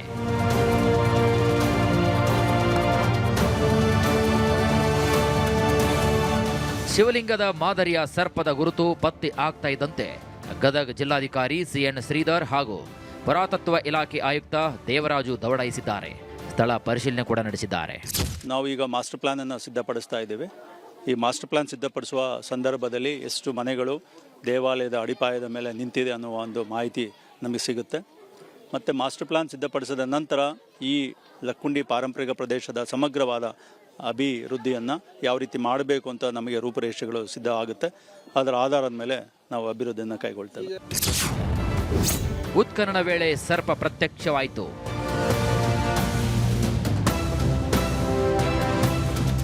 ವಿದ್ಯಾದಾನ ಶಿಕ್ಷಣ ಸಂಸ್ಥೆಯ ಶಾಲೆಯಲ್ಲಿ ಉತ್ಖನನ ವೇಳೆ ಬೃಹತ್ ಆಕಾರದ ಹಾವು ಜೆಸಿಬಿ ಹಾಗೂ ಟ್ರ್ಯಾಕ್ಟರ್ ಚಾಲಕರ ಕಣ್ಣಿಗೆ ಬಿದ್ದಿದೆ. ಎಲ್ಲರೂ ಮತ್ತೆ ಅರ್ಧ ತಾಸಾದ್ಮೇಲೆ ಅದು ಹೋದ್ಮೇಲೆ ಮತ್ತೆ ಯಥ ಪ್ರಕಾರ ಕೆಲಸ ಮಾಡಬೇಕು. ಮತ್ತೆ ಹಾಂ ಐತೆ ಸರ್, ನಿಧಿ ಇದ್ದ ಜಾಗದಾಗ ಇರುತ್ತೆ ಸರ್. ಹಾವು ಸರ್ಪ ಐತೆ ಸರ್, ಸರ್ಪ ಕಾವಲು ಐತೆ ಸರ್. ಮತ್ತು ಒಳಗೆ ಅಲ್ಲಿ ವೀರಭದ್ರೇಶ್ವರ ದೇವಸ್ಥಾನದೊಳಗೆ ಒಂದು ಶಿವಂದು ದೇವಸ್ಥಾನ ಐತೆ ಸರ್, ಅದನ್ನ ಸುತ್ತರ್ಕೊಂಡು ಕುಂತಿರ್ತದೆ ಸರ್ ಅದು. ಹಾಂ ನೋಡಿರು ಸರ್ ಅವಾಗ. ಈ ಕೋಟೆಗೋಡೆ ಇತ್ತಲ್ಲ, ಈ ಕೋಟೆಗೋಡೆ ನೋಡಿದ್ವಿ ಸರ್. ಅದು ಕೋಟೆಗೋಡೆಯಲ್ಲಿ ಶಿವಲಿಂಗ ಕಾಣ್ತು ಸರ್. ಅದು ಶಿವಲಿಂಗ ಕಾಣ್ತಲ್ಲ. ಮತ್ತೆ ಇಲ್ಲೇ ಕೆಲಸ ಮಾಡ್ತಾರಲ್ಲ ಅಧಿಕಾರಿಗಳಿಗೆ, ಅವ್ರಿಗೆ ಹೇಳಿದೆ ಸರ್ ಇಲ್ಲಿ ಶಿವಲಿಂಗ ಇದೆ ನೋಡಿ ಅಂತೇಳಿ. ಮೊದಲೇ ಆಕಾರದ ಲಕ್ಕುಂಡಿ ಒಳಗೆ ಮಧ್ಯ ಭಾಗದೊಳಗೆ ಏನು ಒಂದು ಕೋಟೆಗೋಡೆ ಇದೆ. ಈ ಭಾಗೆಲ್ಲ ಬಾದಾಮಿ ಚಾಲುಕ್ಯರ ಕಾಲದ್ದು, ಆ ಕಡೆ ಭಾಗೆಲ್ಲ ರಾಷ್ಟ್ರಕೂಟರ ಕಾಲದ್ದು. ಇದಕ್ಕೆ ಸುತ್ತುವರೆದಿರುವಂಥ ಏನು ಕೆಂಪು ಸಕ್ಕರೆಗಲ್ಲಿಂದ ಕಟ್ಟಿದ್ದಾರೆ ಆ ಕೋಟೆಯ ಕಲ್ಲುಗಳು ಇವತ್ತಿಗೂ ಹೇಳ್ತಾ ಅದು 1037 ಇಸ್ವಿ. ಲಕ್ಕುಂಡಿ ಗ್ರಾಮಸ್ಥರಿಗೆ ಶುರುವಾಯಿತು ಆತಂಕ. ಲಕ್ಕುಂಡಿಯಲ್ಲಿ 8 ದೇವಸ್ಥಾನಗಳನ್ನು ರಕ್ಷಿತ ದೇವಸ್ಥಾನ ಮಾಡಲು ಸರ್ವೆ ಮಾಡಿ ತೀರ್ಮಾನಿಸಿ ಸರ್ಕಾರಕ್ಕೆ ಕಳುಹಿಸಲಾಗಿದೆ. ಫೆಬ್ರವರಿ ತಿಂಗಳ ಅಂತ್ಯದಲ್ಲಿ ರಕ್ಷಿತ ದೇವಸ್ಥಾನ ಕ್ರಮ ಕೈಗೊಳ್ಳಲು ತೀರ್ಮಾನಿಸಲಾಗಿದೆ ಅಂತ ಸಚಿವ ಎಚ್.ಕೆ. ಪಾಟೀಲ್ ತಿಳಿಸಿದ್ದಾರೆ. ಇದರಿಂದ ಊರಿಗೆ ಊರೇ ಉತ್ಖನನ ಮಾಡ್ತಾರ ಅನ್ನೋ ಆತಂಕ ಗ್ರಾಮಸ್ಥರಲ್ಲಿ ಮೂಡಿದೆ. ಕಮಿಷನರ್ ಅವ್ರಿಗೆ ಮತ್ತೆ 8 ದೇವಸ್ಥಾನಗಳನ್ನು ರಕ್ಷಿತ ದೇವಸ್ಥಾನಗಳನ್ನಾಗಿ ಮಾಡಬೇಕು ಅಂಥೇಳಿ ಎಲ್ಲ ಕಾಗದ ಪತ್ರ ಅದ್ರದ್ದು ಉತ್ತಾರ ಎಲ್ಲ ಇದು ಮಾಡಿ ಸರ್ವೆ ಮಾಡಿ ಏನು ಎಲ್ಲ ಮಾಹಿತಿಗಳನ್ನು ಕೊಟ್ಟು ಕಳಿಸಿದ್ದಾರೆ. ಈಗಾಗಲೇ ಕಳಿಸಿ 15-20 ದಿವಸದ ಮೇಲೆ ಆಗಿದೆ. ಈ ತಿಂಗಳ ಇಲ್ಲಾಂದರೆ ಫೆಬ್ರವರಿ ಅಂತ್ಯದೊಳಗಾಗಿ ಈ 8 ದೇವಸ್ಥಾನಗಳನ್ನು ರಕ್ಷಿತ ದೇವಸ್ಥಾನಗಳನ್ನಾಗಿ ಘೋಷಣೆ ಮಾಡೋದಕ್ಕೆ ರಾಜ್ಯ ಸರ್ಕಾರ ಎಲ್ಲ ಕ್ರಮ ತೆಗೆದುಕೊಳ್ಬೇಕು ಅಂತ ನಿರ್ಣಯ ಮಾಡಿದ್ದೇವೆ. ಇಂದು 4ನೇ ದಿನದ ಉತ್ಖನನ ಕಾರ್ಯ ನಡೆಯಲಿದ್ದು ಶಿವಲಿಂಗದ ಪಾನಿಪೀಠ ಪೂರ್ಣವಾಗಿ ಸಿಗುವಂತಹ ನಿರೀಕ್ಷೆ ಇದೆ. ಜೊತೆಗೆ ಮತ್ತಷ್ಟು ಅಚ್ಚರಿಯ ಅಂಶಗಳು ಬೆಳಕಿಗೆ ಬರುತ್ತವ ಕಾದಷ್ಟೇ ನೋಡಬೇಕಾಗುತ್ತೆ. ಮಂಜು ಪತಾರ್, ರಿಪಬ್ಲಿಕ್ ಕನ್ನಡ, ಗದಗ. ಲಕ್ಕುಂಡಿಯಲ್ಲಿ ಉತ್ಖನನ ನಡೀತಾ ಇದೆ. ಉತ್ಖನನ ಈಗಾಗಲೇ 4ನೇ ದಿನ ಆಗಿ 5ನೇ ದಿನಕ್ಕೆ ಕಾಲಿಟ್ಟಿರೋದು. ಆದರೆ ಈ ಸಂದರ್ಭದಲ್ಲಿ ನಿಗದಿತ ಸಮಯಕ್ಕೆ ಆರಂಭ ಆಗಬೇಕಿತ್ತು ಈ ಉತ್ಖನನ ಕಾರ್ಯ. ಆದರೆ 8 ಗಂಟೆಗೆ ಆರಂಭ ಆಗಿಲ್ಲ. ಕೂಲಿ ಕಾರ್ಮಿಕರು ಒಂದಷ್ಟು ವಿಚಾರಕ್ಕೆ ಸಂಬಂಧಪಟ್ಟಂತೆ ಆಕ್ಷೇಪವನ್ನು ವ್ಯಕ್ತಪಡಿಸಿದ್ದಾರೆ, ಅಪಸ್ವರವನ್ನು ನುಡಿದಿದ್ದಾರೆ.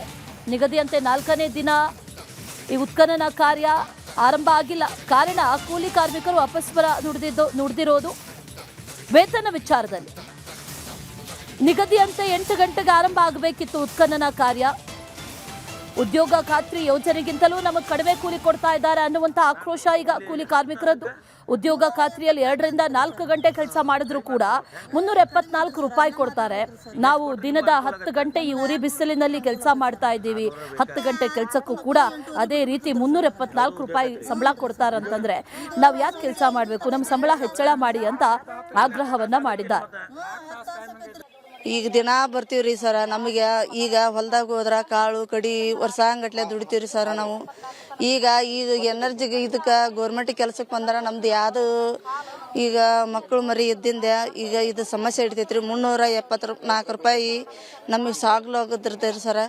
ಈಗ ಮುಂದೆ ನಮಗೆ 600 ರೂಪಾಯಿ ಕಡೆಗೆ ಅಂದಿಷ್ಟಲ್ಲ. ಈಗ ಗೋಂಡಿ ಕೆಲ್ಸಕ್ಕೆ ಹೋದ್ರೆ 550 ಹಾಕಿ ಕೊಡ್ತಾರೆ ಸರ.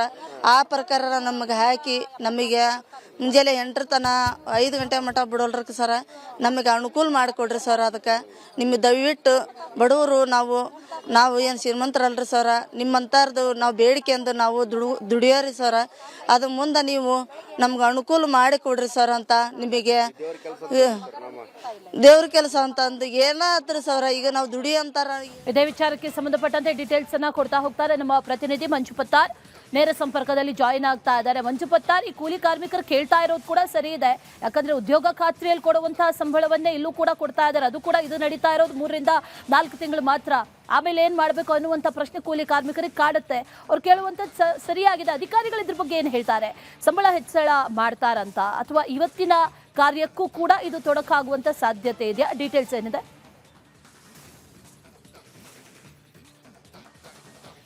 ಹೌದು ಅಶ್ವಿನಿ, ಏನು ಗದಗ ತಾಲೂಕಿನ ಲಕ್ಕುಂಡಿ ಗ್ರಾಮದಲ್ಲಿ ನಿಧಿ ಸಿಕ್ಕ ಬೆನ್ನಲ್ಲೇ ಉತ್ಖನನ ಕಾರ್ಯ ನಡೀತಾ ಇದೆ. ಇವತ್ತಿಗೆ 4ನೆಯ ದಿನಕ್ಕೆ ಉತ್ಖನನ ಕಾರ್ಯ ನಡೀತಾ ಇದೆ. ಈ ಒಂದು ಉತ್ಖನನ ಕಾರ್ಯಕ್ಕೆ ಬೆಳಗಿನ ಜಾವ 8ರಿಂದ ಸಂಜೆ 5ವರೆಗೂ ಕೂಡ ಸುಮಾರು 35 ಕಾರ್ಮಿಕರು ಇಲ್ಲಿ ಕೆಲಸ ಮಾಡಬೇಕಾಗತ್ತೆ.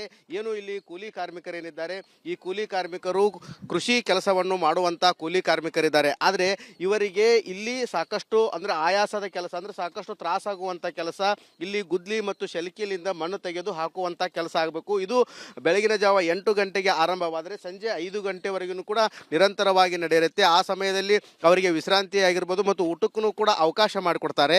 ಆದರೆ ಇವಾಗ ಕೂಲಿ ಕಾರ್ಮಿಕರು ಈ ಒಂದು ಕೆಲಸಕ್ಕೆ ಅಪಸ್ವರ ಎಬ್ಬಿಸಿದ್ದಾರೆ. ಯಾಕಂತಂದರೆ ನಾವು ಸುಮಾರು 35ಕ್ಕೂ ಹೆಚ್ಚು ಕಾರ್ಮಿಕರು ಇವಾಗ ಕಳೆದ 4 ದಿನಗಳಿಂದ ಬರ್ತಾ ಇದ್ದೇವೆ. ಇವಾಗ ಈ ಒಂದು ಕಾಯಕ ಮಾಡಬೇಕಂತಂದರೆ ಸಾಕಷ್ಟು ತ್ರಾಸಾಗತ್ತೆ. ನಮಗೆ ಏನು ಇವಾಗ ಉದ್ಯೋಗ ಖಾತ್ರಿ ಯೋಜನೆ ಏನಿದೆ ಆ ಪ್ರಕಾರ 374 ರೂಪಾಯಿ ಉದ್ಯೋಗ ಖಾತ್ರಿಯಲ್ಲಿ ಕೊಡ್ತಾರೆ. ಆದರೆ ಆ ಸಮಯದಲ್ಲಿ ಇವರು ಬೆಳಗಿನ ಜಾವ 5 ಗಂಟೆಗೆ ಹೋಗಿ 8 ರಿಂದ 9 ಗಂಟೆ ಅಂದರೆ 2 ರಿಂದ 4 ತಾಸು ಕೆಲಸ ಮಾಡಿ ಮನೆಗೆ ಬಿಸಿಲು ಬೀಳುವವರೆಗೆ ಮಾತ್ರ ಕೆಲಸ ಮಾಡಿ ನಂತರ ಮನೆಗೆ ಬರ್ತಾ ಇದ್ರು. ಆದರೆ ಇವಾಗ ಬೆಳಗಿನ ಜಾವ 8 ಗಂಟೆಗೆ ಆರಂಭವಾದಂಥ ಕೆಲಸ ಸಂಜೆ 5 ಗಂಟೆವರೆಗೂ ಕೂಡ ಆಗತ್ತೆ. ಇಲ್ಲಿ ಕೊಡ್ತಾ ಇರೋ ವೇತನ ಕೇವಲ 374 ರೂಪಾಯಿ. ಅದಕ್ಕೆ ನಮಗೆ ಅತಿ ಹೆಚ್ಚಿನ ಪ್ರಮಾಣದಲ್ಲಿ ವೇತನ ಕೊಡಬೇಕು. 500 ರಿಂದ 600 ರೂಪಾಯಿ ವೇತನ ಕೊಟ್ಟರೆ ಒಳ್ಳೆಯದಾಗತ್ತೆ ಅಂತೇಳಿ. ಯಾಕಂತಂದರೆ ಇದೇ ಕಾರ್ಮಿಕರು ಗಾರಿ ಕೆಲಸಕ್ಕೆ ಹೋದರೆ ಅವರಿಗೆ ನಿತ್ಯ 600 ರೂಪಾಯಿ ವೇತನ ಸಿಗತ್ತೆ. ಹೀಗಾಗಿ ಏನು ಅಭಿವೃದ್ಧಿ ಪ್ರಾಧಿಕಾರ ಏನಿದೆ, ಈ ಒಂದು ಅಭಿವೃದ್ಧಿ ಪ್ರಾಧಿಕಾರದ ಅಧಿಕಾರಿಗಳು ನಮಗೆ ವೇತನದ ಬಗ್ಗೆ ಪರಿಶೀಲನೆ ಮಾಡಬೇಕು, ನಮಗೆ ಹೆಚ್ಚಿನ ವೇತನ ಕೊಡಬೇಕಂತೇಳಿ ಆಗ್ರಹಿಸಿದರು. ಹೀಗಾಗಿ ಬೆಳಗಿನ ಜಾವ 8 ಗಂಟೆಗೆ ಆರಂಭವಾಗಬೇಕಾಗಿದ್ದಂಥ ಈ ಒಂದು ಕೆಲಸ ಏನು 8 ಗಂಟೆ 45ಕ್ಕೂ ಆಯಿತು. ಆದರೂ ಅಸಮಾಧಾನದ ನಡುವೆನೂ ಕೂಡ ಇವಾಗ ಸಿಬ್ಬಂದಿಗಳು ಕೂಡ ಕೆಲಸ ಮಾಡ್ತಾ ಇದ್ದಾರೆ. ಅಶ್ವಿನಿ, ಇನ್ನೊಂದು ಈ ಒಂದು ಉತ್ಖನನ ಸಮಯದಲ್ಲಿ ಇಲ್ಲಿ ನಾವು ನೋಡ್ತಾ ಇರ್ಬೋದು, ಇವಾಗ ಒಂದು ಪುರಾತನ ಕಾಲದ ಕೊಡಲೆ ಆಕಾರದ ಪ್ರಾಚ್ಯವಸ್ತು ಕೂಡ ಪತ್ತೆಯಾಗಿತ್ತು. ಇವಾಗ ಇಲ್ಲಿ ಒಂದು ನಾಗರ ಮೂರ್ತಿ ಇಲ್ಲಿ ನಾವು ನೋಡ್ತಾ ಇರ್ಬೋದು. ಈ ರೀತಿ ನಾಗರ ಮೂರ್ತಿ ಕೂಡ ಗೋಚರವಾಗಿದೆ. ಇದನ್ನು ಕೂಡ ತೆಗೆಯುವಂಥ ಕೆಲಸ ಮಾಡಲಾಗ್ತಾ ಇದೆ. ಇಲ್ಲಿ ನಾವು ದೃಶ್ಯದಲ್ಲಿ ಕೂಡ ನೋಡ್ತಾ ಇರ್ಬೋದು, ಪುರಾತನ ಕಾಲದ ನಾಗರ ಮೂರ್ತಿ ಇಲ್ಲಿ ಗೋಚರವಾಗಿದೆ. ಇದನ್ನು ಕೂಡ ಇವಾಗ ನಿಧಾನವಾಗಿ ಸೂಕ್ಷ್ಮವಾಗಿ ಇಲ್ಲಿಯ ಕೂಲಿ ಕಾರ್ಮಿಕರು ತೆಗಿತಾ ಇದ್ದಾರೆ. ಇದನ್ನು ಪುರಾತನ ಇಲಾಖೆ ಅಧಿಕಾರಿಗಳು ಪರಿಶೀಲನೆ ಮಾಡಬೇಕಾಗತ್ತೆ. ನಿನ್ನೆ ಇಲ್ಲೇ ಒಂದು ಆ ಕೋಟೆ ಗೋಡೆ ಮೇಲೆ ನಾಗರ ಹಾವು ಪ್ರತ್ಯಕ್ಷವಾಗಿತ್ತು. ಅದಾದ ನಂತರ ಇದು ಕೂಡ ಗೋಚರವಾಗಿತ್ತು. ಇವಾಗ ಸುಮಾರು ಈವರೆಗೂ ಕೂಡ ಇಲ್ಲಿ ಇವಾಗ ಇಷ್ಟೊಂದು ಈ ಒಂದು ನಾಗರ ಹಾವಿನ ಮೂರ್ತಿ ಕಾಣಿಸ್ತಾ ಇದೆ. ಈ ರೀತಿ ಸಾಕಷ್ಟು ಪ್ರಾಚ್ಯ ವಸ್ತುಗಳು ಕೂಡ ಈ ಒಂದು ಏನು ಅನ್ವೇಷಣೆ ಇಲ್ಲಿ ಉತ್ಖನನ ನಡೀತಾ ಇದೆ. ಈ ಉತ್ಖನನದ ವೇಳೆ ಸಿಗ್ತಾ ಇದ್ದಾವೆ. ನಾವು ಇಲ್ಲಿ ನೋಡ್ತಾ ಇರ್ಬೋದು, ಈ ಭಾಗದಲ್ಲಿ ಇಲ್ಲೇ ಇವಾಗ ಪ್ರಾಚ್ಯ ವಸ್ತು ಕಾಲದ ಒಂದು ಕೊಡಲೆ ರೀತಿ ಏನು ವಸ್ತು ಕೂಡ ಸಿಕ್ಕಿತ್ತು. ಅದನ್ನು ಕೂಡ ಪುರಾತತ್ವ ಇಲಾಖೆ ಅಧಿಕಾರಿಗಳು ತೆಗೆದುಕೊಂಡಿದ್ದಾರೆ. ಇಲ್ಲಿ ನಾವು ನೋಡ್ತಾ ಇರ್ಬೋದು ಶಿವಲಿಂಗ, ಇದು ಪಾನಿಪೀಠ ರೀತಿ ಇದ್ದಂಥದ್ದು. 2ನೆಯ ದಿನ ಉತ್ಖನನ ಕಾರ್ಯ ಸಮಯದಲ್ಲೇ ಈ ಒಂದು ಪಾನಿಪೀಠ ಪತ್ತೆಯಾಗಿತ್ತು. ಈವರೆಗೂ ಕೂಡ ಪೂರ್ಣ ಪ್ರಮಾಣದ ಹೊರಗಡೆ ತೆಗೆದಿಲ್ಲ, ನಿಧಾನವಾಗಿ ತೆಗಿತಾ ಇದ್ದಾರೆ. ಹೀಗಾಗಿ ಸಾಕಷ್ಟು ಕುತೂಹಲಕ್ಕೆ ಕೂಡ ಈ ಒಂದು ಉತ್ಖನನ ಕಾರ್ಯ ಆಗ್ತಾ ಇದೆ. ಪ್ರತಿನಿತ್ಯನೂ ಕೂಡ ಒಂದಿಲ್ಲೊಂದು ವಸ್ತುಗಳು ಪತ್ತೆ ಆಗ್ತಾ ಇದ್ದಾವೆ. ಪ್ರಾಚೀನ ವಸ್ತುಗಳು ಪತ್ತೆ ಆಗ್ತಾ ಇರೋದರಿಂದ ಏನು ಈ ಉತ್ಖನನ ಕಾರ್ಯ ನಡೀತಾ ಇದೆ, ಇದು ಸಾಕಷ್ಟು ಕುತೂಹಲಕ್ಕೆ ಎಡೆ ಮಾಡಿಕೊಡ್ತಾ ಇದೆ ಅಂತಲೇ ಹೇಳ್ಬೋದು. Ashwini. Right Manju Pattar, thank you ಡೀಟೇಲ್ಸ್ಗೆ.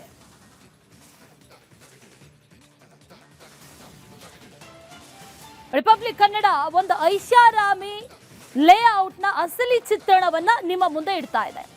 ಹೆಸರಿಗಷ್ಟೇ ಇದು ಐಷಾರಾಮಿ ಲೇಔಟ್, ಆದರೆ ನಿರ್ಮಾಣ ಆಗಿರೋದು ಇದು ರಾಜಕಾಲುವೆಯ ಮೇಲೆ. ರಾಜಕಾಲುವೆಯ ಮೇಲೆ ಐಷಾರಾಮಿ ಲೇಔಟ್ಗಳನ್ನು ನಿರ್ಮಾಣ ಮಾಡ್ಕೊಂಡಿದ್ದಾರೆ. ಒಂದು ಬಡಾವಣೆಯನ್ನೇ ನಿರ್ಮಾಣ ಮಾಡಿದ್ದಾರೆ. ಹೊರಮಾವಿನಲ್ಲಿ ಇರೋದು ಈ ಬಡಾವಣೆ ಶರವಣ ಲೇಔಟ್. ಹೊರಮಾವಿನಲ್ಲಿರುವಂಥ ಶರವಣ ಲೇಔಟ್ ಕರ್ಮಕಾಂಡ ಇದು. ಮನೆ ತೆರವುಗೊಳಿಸೋದಕ್ಕೆ ಈಗಾಗಲೇ GBA ನೋಟಿಸ್ ಕೊಟ್ಟಿದೆ. ಮನೆ ಮಾರುವಂತಿಲ್ಲ ಅಂತ GBA ಸೂಚನೆ ಕೂಡ ಕೊಟ್ಟಿದೆ. ಆದರೆ ಈ ನೋಟಿಸ್ಗೆ ಸೂಚನೆಗೆ ಯಾವುದಕ್ಕೂ ಕೂಡ ಈ ಬಿಲ್ಡರ್ಸ್ ಡೋಂಟ್ ಕೇರ್ ಅಂತಿದ್ದಾರೆ. ಜನಸಾಮಾನ್ಯರಿಗೆ ಮನೆ ಮಾರಾಟ ಮಾಡೋದಕ್ಕೆ ಮುಂದಾಗಿದ್ದಾರೆ.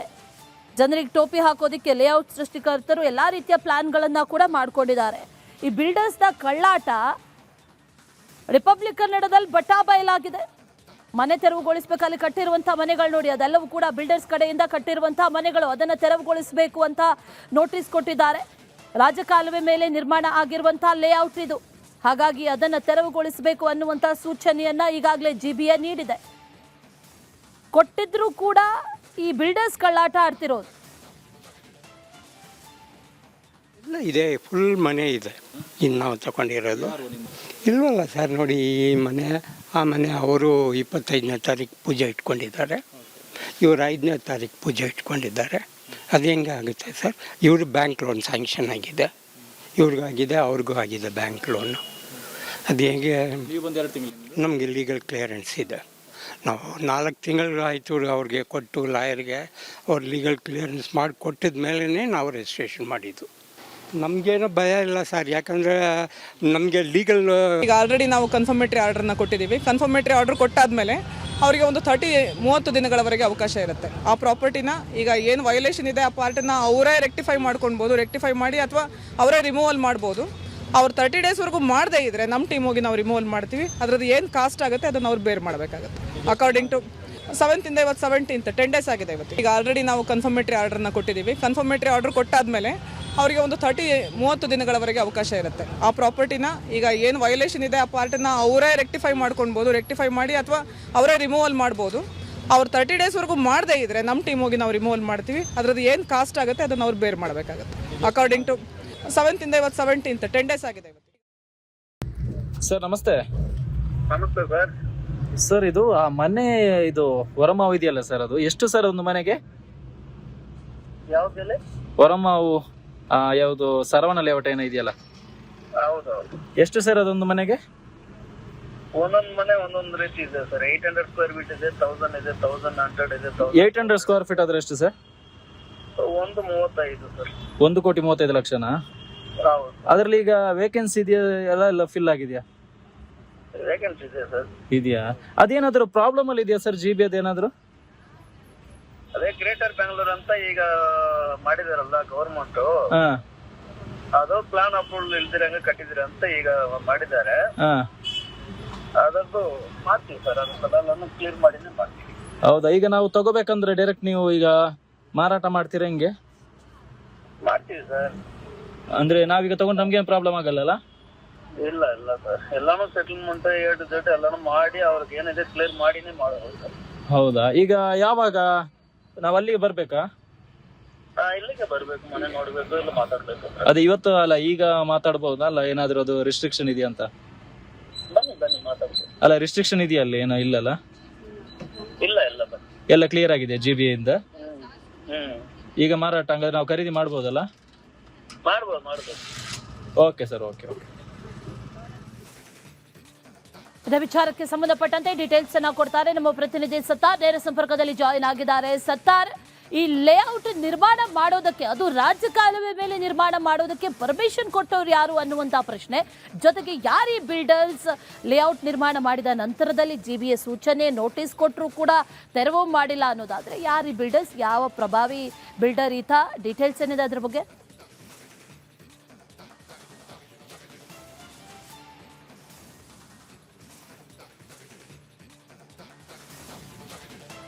ಅಶ್ವಿನಿ, ಇದೇ ಪ್ರಶ್ನೆಯನ್ನು ಖುದ್ದು ನಾವು ಜಂಟಿ ಆಯುಕ್ತಕ್ಕೆ ಮಾಡಿದ್ವಿ. ಹಾಗಾದ್ರೆ 2023 ಮುಂಚೆ ಈ ಗದ್ದೆಯಾಗಿದ್ದಂತಹ ಈ ಒಂದು ಜಾಗ ಲೇಔಟ್ ಆಗಿ ಕನ್ವರ್ಟ್ ಆಗುವ ತನಕ ಅದಕ್ಕೆ ಬೇಕಾದಂತಹ ಅನುಮತಿಯನ್ನು ಯಾವ ರೀತಿಯಲ್ಲಿ ನೀವು ಕೊಟ್ರಿ, ಹೇಗೆ ಕೊಟ್ರಿ ಅನ್ನೋ ಪ್ರಶ್ನೆಯನ್ನು ಕೂಡ ಮಾಡಿದಂತಹ ಸಂದರ್ಭದಲ್ಲಿ ಖುದ್ದು ಜಂಟಿ ಆಯುಕ್ತ ಒಂದು ವಿಚಾರವನ್ನು ಪ್ರಸ್ತಾಪ ಮಾಡ್ತಾರೆ. ಆ ಒಂದು ಸಂದರ್ಭದಲ್ಲಿ ಯಾರು ಡಬಲ್ ಇದ್ರು ಅದರ ವಿರುದ್ಧ ಕೂಡ ನಾವು ತನಿಖೆಯನ್ನು ಮಾಡ್ತೀವಿ ಅನ್ನೋ ಭರವಸೆಯನ್ನು ರಿಪಬ್ಲಿಕ್ ಕನ್ನಡಕ್ಕೆ ನೀಡಿದ್ರು. ಈ ಒಂದು ಲೇಔಟ್ ಇಲ್ಲಿಂದ ಆರಂಭವಾಗಿ ಸರಿಸುಮಾರು ಇದು 2 ಎಕರೆ ಇದೆ ಅನ್ನೋ ಮಾಹಿತಿ ಕೂಡ ಇದೆ. ಇಲ್ಲಿ 2 ಭಾಗ ಇದೆ. ಒಂದೊಂದು ಇದರಲ್ಲಿ ಬಹುತೇಕ 50ಕ್ಕೂ ಅಧಿಕ ಮನೆಗಳಿರುವಂತಹ ಮಾಹಿತಿ ಇದೆ. ಬಹುತೇಕ ಐಷಾರಾಮಿ ಮನೆಗಳಿರುವಂತದ್ದು ಇದು ಈ ಒಂದು ಲೇಔಟ್ ನ ಒಂದು ಶರವಣ ಲೇಔಟ್ ನ ಒಂದು ಭಾಗ. ಈ ಒಂದು ಇಲ್ಲಿ ಬಹುತೇಕ ನೀವು ನೋಡ್ತಾ ಇರೋದು ಎಲ್ಲೂ ಕೂಡ ಸೆಟ್ ಬ್ಯಾಕ್ ಬಿಟ್ಟಿಲ್ಲ. ಇಲ್ಲಿ ಸೀಸ್ ಆಗಿರುವಂತಹ ಮನೆಗಳ ಮುಂಭಾಗವನ್ನು ತೋರಿಸ್ತಾ ಹೋಗ್ತೀನಿ, ಎಲ್ಲೂ ಕೂಡ ಸೆಟ್ ಬ್ಯಾಕ್ ಬಿಟ್ಟಿರಲಿಲ್ಲ. ನಿಯಮದ ಪ್ರಕಾರ ಇವರು ಕನಿಷ್ಠ ಅಂದ್ರೆ 1 ಮೀಟರ್ ಅಷ್ಟು ಸೆಟ್ ಬ್ಯಾಕ್ ಅನ್ನಾದ್ರೂ ಬಿಡಬೇಕಾಗಿತ್ತು. ಈ ಹಿಂದಿನ ನಿಯಮದ ಪ್ರಕಾರ ಇವರು 1.5 ಮೀಟರ್ ಅಷ್ಟು ಸೆಟ್ ಬ್ಯಾಕ್ ಅನ್ನು ಬಿಡಬೇಕಾಗಿತ್ತು. ಈಗ ನಿಯಮ ಸಡಿಲಿಕೆ ಆಗಿದ್ರು ಕೂಡ ಕಟ್ಟಡದ ಯಾವುದೇ ಒಂದು ಭಾಗದಲ್ಲಿ ಕೂಡ ಇವರು ಸೆಟ್ ಬ್ಯಾಕ್ ಅನ್ನು ಬಿಡದಂತಹ ಕಾರಣಕ್ಕಾಗಿ ಇದೀಗ ಈ ಒಂದು ಬಿಲ್ಡಿಂಗ್ ಏನು ಅದರಲ್ಲೂ ಕೂಡ ನಿಯಮ ಉಲ್ಲಂಘನೆ ಮಾಡಿರುವಂತಹ ಅಂತಸ್ತುಗಳನ್ನು ಇದೀಗ ಡೆಮಾಲಿಷನ್ ಮಾಡಲು 30 ದಿನಗಳ ಕಾಲಾವಕಾಶವನ್ನು ಕೊಟ್ಟಿದ್ದಾರೆ. ಈ 30 ದಿನಗಳ ಕಾಲಾವಕಾಶ ಕೊಟ್ಟು ಸರಿಸುಮಾರು 12 ದಿನ ಆಗಿದೆ. 12 ದಿನ ಆದ್ರೂ ಕೂಡ ಇನ್ನೂ ಕೂಡ ಅದನ್ನು ತೆರವು ಮಾಡುವಂತಹ ಯಾವುದೇ ಕೆಲಸ ಆಗಿಲ್ಲ. ಇಲ್ಲಿರುವಂತಹ ಒಂದಿಷ್ಟು ಜನರು ಕೂಡ ಇದ್ದಾರೆ. ಅವರು ಬಹುತೇಕರು ಇಲ್ಲಿರುವಂತಹ ಖರೀದಿದಾರರು ಕೂಡ ಇದೀಗ ಗೊಂದಲಕ್ಕೆ ಸಿಲುಕಿದ್ದಾರೆ, ಆತಂಕಕ್ಕೀಡಾಗಿದ್ದಾರೆ. ಯಾಕಂದ್ರೆ ಇಲ್ಲಿರುವಂತಹ ಖರೀದಿದಾರರಿಗೆ ಕೂಡ ಈ ರೀತಿಯ ಸಮಸ್ಯೆ ಇದೆ. ತಾವು ತಗೊಂಡಿರುವಂತಹ ಜಾಗದಲ್ಲಿ ರಾಜಕಾಲುವೆ ಅಂದ್ರೆ ಗಡಿ ಕಾಲುವೆಯ ಬಫರ್ ಝೋನ್ ಒತ್ತುವರಿ ಆಗಿರುವ ವಿಚಾರ ಆಗಲಿ ಅಥವಾ ಸೆಟ್ ಬ್ಯಾಕ್ ಬಿಡದೆ ಇಲ್ಲಿರುವಂತಹ ಮನೆಗಳನ್ನು ನಿರ್ಮಾಣ ಮಾಡಿರುವಂತಹ ವಿಚಾರವಾಗಲಿ ಇಲ್ಲಿರುವಂತಹ ಜನರಿಗೆ ಗೊತ್ತಿರಲಿಲ್ಲ. ಇದೀಗ ಖರೀದಿ ಮಾಡಿದವರು ಕೂಡ ಇದೀಗ ಸಂಕಷ್ಟಕ್ಕೆ ಸಿಲುಕಿದ್ದಾರೆ. ಈ ಸರವಣ ಲೇಔಟ್ನ ಮತ್ತೊಂದು ಭಾಗವನ್ನು ತೋರಿಸ್ತಾ ಹೋಗ್ತೀನಿ. ಇಲ್ಲಿ ನೋಡ್ತಾ ಇರಬಹುದು, ಇಲ್ಲೂ ಕೂಡ ಬಹುತೇಕ ಮನೆಗಳನ್ನು ಸೀಸ್ ಮಾಡುವಂತಹ ಒಂದು ಕೆಲಸವನ್ನು GB ಅಧಿಕಾರಿಗಳು ಮಾಡಿದ್ದಾರೆ. ಇಷ್ಟಾದ್ರೂ ಕೂಡ ಬಿಲ್ಡರ್ಸ್ ಮತ್ತೆ ಕಲ್ಲಾಟ ಆಡ್ತಾ ಇದ್ದಾರೆ ಅನ್ನೋ ಪ್ರಶ್ನೆ ಮೂಡುತ್ತೆ. ಯಾಕಂದ್ರೆ ಖುದ್ದು ರಿಪಬ್ಲಿಕ್ ಅನ್ನ ನಡೆಸಿದ ಇನ್ವೆಸ್ಟಿಗೇಷನ್ ಸಂದರ್ಭದಲ್ಲಿ ಈ ಒಂದು ವಿಚಾರ ಬಟೆ ಬಯಲಾಗುತ್ತೆ. ಯಾಕಂದ್ರೆ ಈಗಾಗಲೇ ಪೂರ್ವ ಪಾಲಿಕೆ ಜಂಟಿ ಆಯುಕ್ತ ಸುಧಾ ಅವರು ಸ್ಪಷ್ಟವಾಗಿರುವಂತಹ ಸೂಚನೆ ಕೊಟ್ಟಿದ್ರು, ಯಾರು ಕೂಡ ಈ ಲೇಔಟ್ ನಲ್ಲಿ ಮನೆಗಳನ್ನು ಖರೀದಿ ಮಾಡಬಾರದು, ಜೊತೆಗೆ ಇಲ್ಲಿರುವಂತಹ ಬಿಲ್ಡರ್ಸ್ ಕೂಡ ಮನೆಗಳನ್ನು ಮಾರಾಟ ಮಾಡಬಾರದು. ಇಲ್ಲಿದ್ದಂತಹ ಬೋರ್ಡ್ಗಳನ್ನು ಕೂಡ ತೆರವು ಮಾಡಿದ್ದಾರೆ. ಅಂದ್ರೆ ಈ ಒಂದು ಜಾಗ ಮಾರಾಟಕ್ಕೆ ಇದೆ ಅನ್ನೋ ಏನು ಬೋರ್ಡ್ ಇತ್ತು ಅದನ್ನು ಕೂಡ ತೆರವು ಮಾಡಿದ್ರೆ ಯಾರು ಕೂಡ ಖರೀದಿ ಮಾಡಬಾರದು, ಜೊತೆಗೆ ಮಾರಾಟ ಮಾಡಬಾರದು ಅಂತ ಸ್ಪಷ್ಟವಾಗಿರುವಂತಹ ಸೂಚನೆ ಕೊಟ್ಟಿದ್ರ ಹೊರತಾಗಿಯೂ ಕೂಡ ಖುದ್ದು ನಿನ್ನೆ ರಿಪಬ್ಲಿಕ್ ಕನ್ನಡ ಅವರನ್ನು ಸಂಪರ್ಕ ಮಾಡಿದಂತಹ ಸಂದರ್ಭದಲ್ಲಿ ಏನು ಸಮಸ್ಯೆ ಇಲ್ಲ, ಖರೀದಿ ಮಾಡಿ ಅನ್ನೋ ವಿಚಾರವನ್ನು ಅವರು ಪ್ರಸ್ತಾಪ ಮಾಡ್ತಾರೆ. ಅಂದ್ರೆ ಈ ಮೂಲಕ ಮತ್ತೆ ಜನರಿಗೆ ವಂಚನೆ ಮಾಡಲು ಮುಂದಾಗಿದ್ದಾರೆ ಅನ್ನೋ ಪ್ರಶ್ನೆ ಕೂಡ ಮೂಡ್ತಾ ಇದೆ. ಇಲ್ಲಿರುವಂತಹ ಬಹುತೇಕ ಮನೆಗಳನ್ನು ಇದೀಗ ಸೀಸ್ ಮಾಡಿದ್ದಾರೆ. ಕೆಲವೊಂದು ಮನೆಗಳಲ್ಲಿ ಮುಂದಿನ ತಿಂಗಳು ಗೃಹ ಪ್ರವೇಶಕ್ಕೂ ಕೂಡ ಇಲ್ಲಿರುವಂತಹ ಜನರು ಪ್ಲಾನ್ ಮಾಡ್ಕೊಂಡಿದ್ರು. ಆ ಜನರು ಕೂಡ ಇದೀಗ ಮನೆ ಸೀಸ್ ಆಗಿದಂತಹ ಪರಿಣಾಮ ಸಂಕಷ್ಟಕ್ಕೆ ಸಿಲುಕಿದ್ದಾರೆ. ಈ ಒಂದು ಲೇಔಟ್ ನಿರ್ಮಾಣದ ಹಿಂದೆ ಕೆಲವೊಂದಿಷ್ಟು ಜನರುಗಳ ಹೆಸರು ಕೇಳಿ ಬರ್ತಾ ಇದೆ. ಪ್ರಮುಖವಾಗಿ ಪ್ರಭಾವಿ ಬಿಲ್ಡರ್ಗಳ ಹೆಸರು ಕೇಳಿ ಬರ್ತಾ ಇರುವುದರಿಂದ GB ಅಧಿಕಾರಿಗಳು ಈ ಆಂಗಲ್ ನಲ್ಲೂ ಕೂಡ ತನಿಖೆಯನ್ನು ಮಾಡ್ತಾ ಇದ್ದಾರೆ. Ashwini. Okay Sattar, right, thank you ಡೀಟೇಲ್ಸ್ಗೆ. ಒಂದು ಬಸ್ ರಸ್ತೆ ಮೇಲೆ ಓಡಾಡೋದಕ್ಕೆ ಫಿಟ್ ಆಗಿದೆ ಅಂತ ಫಿಟ್ನೆಸ್ ಸರ್ಟಿಫಿಕೇಟ್ ಅನ್ನ ಕೊಡ್ತಾರೆ. ಆ ಫಿಟ್ನೆಸ್ ಸರ್ಟಿಫಿಕೇಟ್ ಇಲ್ಲದೆ ಬಸ್ ಓಡಾಡೋ ಹಂಗಿಲ್ಲ. ಈ ಹಿಂದೆಯೂ ಕೂಡ ಒಂದಷ್ಟು ಬಸ್ಗೆ ಸಂಬಂಧಪಟ್ಟಂತೆ ಅನೇಕ ಅವಾಂತರಗಳಾಯ್ತು. ಆ ನಂತರದಲ್ಲಾದ್ರೂ ಎಚ್ಚೆತ್ಕೊಂಡಿದ್ದಾರಾ ಅಂತ ನಾವು ಅನ್ಕೊಂಡ್ರೆ ಖಂಡಿತವಾಗ್ಲೂ ಇಲ್ಲ. ಟಯರ್ಗಳೇ ಇಲ್ಲದೆ ನಿಂತಿರುವಂತಹ ಗುಜರಿ ಬಸ್ಗೂ ಕೂಡ FC ಸಿಗುತ್ತೆ. ಕಳೆದ ವರ್ಷ ನಿಂತಲ್ಲೇ ನಿಂತಿರುವಂತ ಈ ಸರೆಂಡರ್ ಬಸ್ಗೂ FC.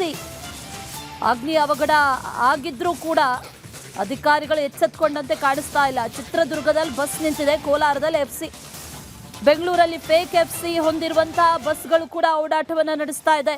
ಪ್ರಯಾಣಿಕರ ಜೀವದ ಜೊತೆ RTO ಅಧಿಕಾರಿಗಳು ಚೆಲ್ಲಾಟ ಆಡ್ತಿದ್ದಾರೆ. ಅಧಿಕಾರಿಗಳ ವಿರುದ್ಧ ಈಗ ಖಾಸಗಿ ಬಸ್ನ ಮಾಲೀಕರ ಸಂಘ ಕಿಡಿಕಾರ್ತಾ ಇದೆ. RTO ಅಧಿಕಾರಿಗಳ ಗಮನಕ್ಕೆ ಇದು ಬಂದಿದ್ಯಾ? ಖಂಡಿತವಾಗ್ಲೂ ಬಂದಿರುತ್ತೆ. FCಯಲ್ಲಿಂದ ಆಗುತ್ತೆ.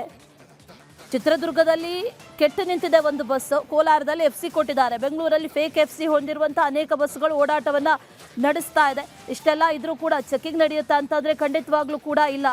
ಅದೇನಾದರೂ ಬ್ರೇಕ್ ಫೇಲ್ ಆಯಿತು ಅಥವಾ ಇನ್ನಿತರ ಕಾರಣಗಳಿಂದ ಕೆಟ್ಟು ನಿಲ್ತು ಅಂತಂದರೆ ಅಥವಾ ಏನಾದರೂ ಅವಘಡನೇ ಆಯಿತು ಅಂತಂದರೆ ಇದಕ್ಕೆ ಯಾರು ಹೊಣೆ? ಆ ನಂತರದಲ್ಲಿ ಎಚ್ಚೆತ್ಕೊಳ್ತಾರೆ, FC ಇರಲಿಲ್ಲ, ಫಿಟ್ನೆಸ್ ಸರ್ಟಿಫಿಕೇಟ್ ಇರಲಿಲ್ಲ, ಓಡಾಡೋದಕ್ಕೆ ಫಿಟ್ ಆಗಿರಲಿಲ್ಲ, ಆದರೂ ಕೂಡ ರಸ್ತೆಯಲ್ಲಿ ಓಡಾಡ್ತಾ ಇತ್ತು ಅಂತ. ಇಂಥ ಅನೇಕ ಬಸ್ಗಳು ರಾಜ್ಯದಲ್ಲಿ ಓಡಾಡ್ತಾ ಇದೆ. ಇದರ ಕೆಂಪು ಬಣ್ಣ ಅದ್ಭುತ, ಖಾರ ಕಡಿಮೆ ಆದರೂ ರುಚಿಕರ. MDH ಕಾಶ್ಮೀರಿ.